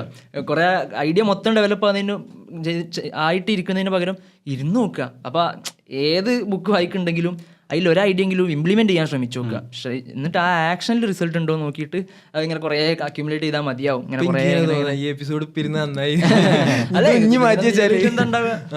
അല്ല, ഇടയ്ക്ക് കൺഫ്യൂഷൻ ഉണ്ടാവും കേട്ടോ. എനിക്ക് വൈകുന്നേരം കൺഫ്യൂഷൻ ഉണ്ടായിരുന്നു. അപ്പൊ പിന്നെ അന്ന് ഇതൊരു നമ്മളൊരു എക്സ്പെർട്ട് ലെവൽ ടോക്കല്ലല്ലോ. ഇനിയിപ്പോ ഇതിൽ എനിക്ക് കാണാൻ പറ്റുന്ന ഒരു പോസിറ്റിവിറ്റി എന്താന്ന് വെച്ചാല്, ഇത് കഴിഞ്ഞു വരുമ്പോൾ കുറെ ആൾക്കാർ കുറെ സജഷൻസ് സെറ്റും കുറെ ആഡിങ് സെറ്റ് ഒക്കെ നമ്മുടെ അടുത്തേക്ക് ഇങ്ങനെ പേഴ്സണലി അങ്ങനെയൊക്കെ മിസ്റ്റേക്കുകൾ കുറെ ചൂണ്ടിക്കാട്ടാൻ വരും. അപ്പോൾ അതൊക്കെ എനിക്ക് ഭയങ്കര സന്തോഷമായി. നമുക്ക് ഒരു ഡയലോഗ് പോസിബിൾ ആവുണ്ടല്ലോ, അതന്നെയാണ് ഇതിന്റെ ഒരു ബേസ്. അപ്പൊ ഇൻഷാല്ലാ ആരെയും നോവിക്കാതെ നമ്മൾ നോവിക്കണ ജയ് ഷെട്ടി, മെൽ റോബിൻസ്, വൈറലാവും, ആൻഡ്രൂ ടേറ്റ്, അലക്സ് ഹെർമസ്. പേടിക്കണ്ട, അവർക്ക് മലയാളം അറിയില്ല. അപ്പൊ ഇൻഷാല്ലാ അവസാനിപ്പിക്കാൻ ഒന്ന്. ഇത് നമ്മൾ കുറെ കാലത്തിന് ശേഷം ഇങ്ങനെ നീളത്തിലൊരു എപ്പിസോഡ് ചെയ്യുന്ന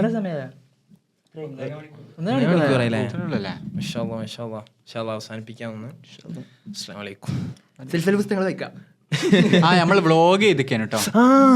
അത് പറയാം. നമ്മള് ഈ എപ്പിസോഡ് നിങ്ങൾ കാണുകയാണ്. നമ്മള് മറ്റേ മൂഡിലൊന്ന് പറഞ്ഞേക്കാം. ഈ എപ്പിസോഡ് നിങ്ങൾക്ക് ഇഷ്ടമായിട്ടുണ്ടെങ്കിൽ ഞങ്ങൾ ഇതിനോടൊപ്പം ചെയ്ത ആ വ്ളോഗും നിങ്ങൾക്ക് ഏറെ ഇഷ്ടാവും. ഒരുപാട് തമാശകൾ അതിൽ വരും. അതെ, അത് എടുത്തു തമാശല്ല, അഫ്താബിന്റെ കോർ ലൈഫ് പ്രിൻസിപ്പിൾസ്, എങ്ങനെയാണ് അഫ്താബ് അറബി പഠിച്ചത്, എങ്ങനെയുള്ള ഒരുപാട് ആൾക്കാർക്കുള്ള ഡൗട്ടാണ് അറബി എങ്ങനെ പഠിക്കാം. പക്ഷെ അഫ്താബ് സിമ്പിൾ ആയിട്ട് ഇന്റലിജൻസും ഓവർവെൽമിംഗ് ആണ്. തമ്മിലുള്ള അടിയുണ്ട്, എല്ലാവരും കാണുക. അപ്പൊ ഇൻഷാല്ലാ നമ്മൾ ഇത്ര ലോങ് വ്ളോഗ് ഇതുവരെ ഇട്ടിട്ടില്ല. ഈ എപ്പിസോഡിന്റെ അത് ഇറങ്ങും, അത് കണ്ടിട്ട് ബിഞ്ച് വാച്ച് ചെയ്തിട്ട് പോയാൽ എപ്പിസോഡിനായിട്ട് കൂടുതൽ അതായിരിക്കും. അതിൽ വേറെ കുറെ ഡിബേറ്റ് നടക്കുന്നുണ്ട്, രസമാണ്. ഇൻഷാല്ലാ. അസ്സലാമു അലൈക്കും.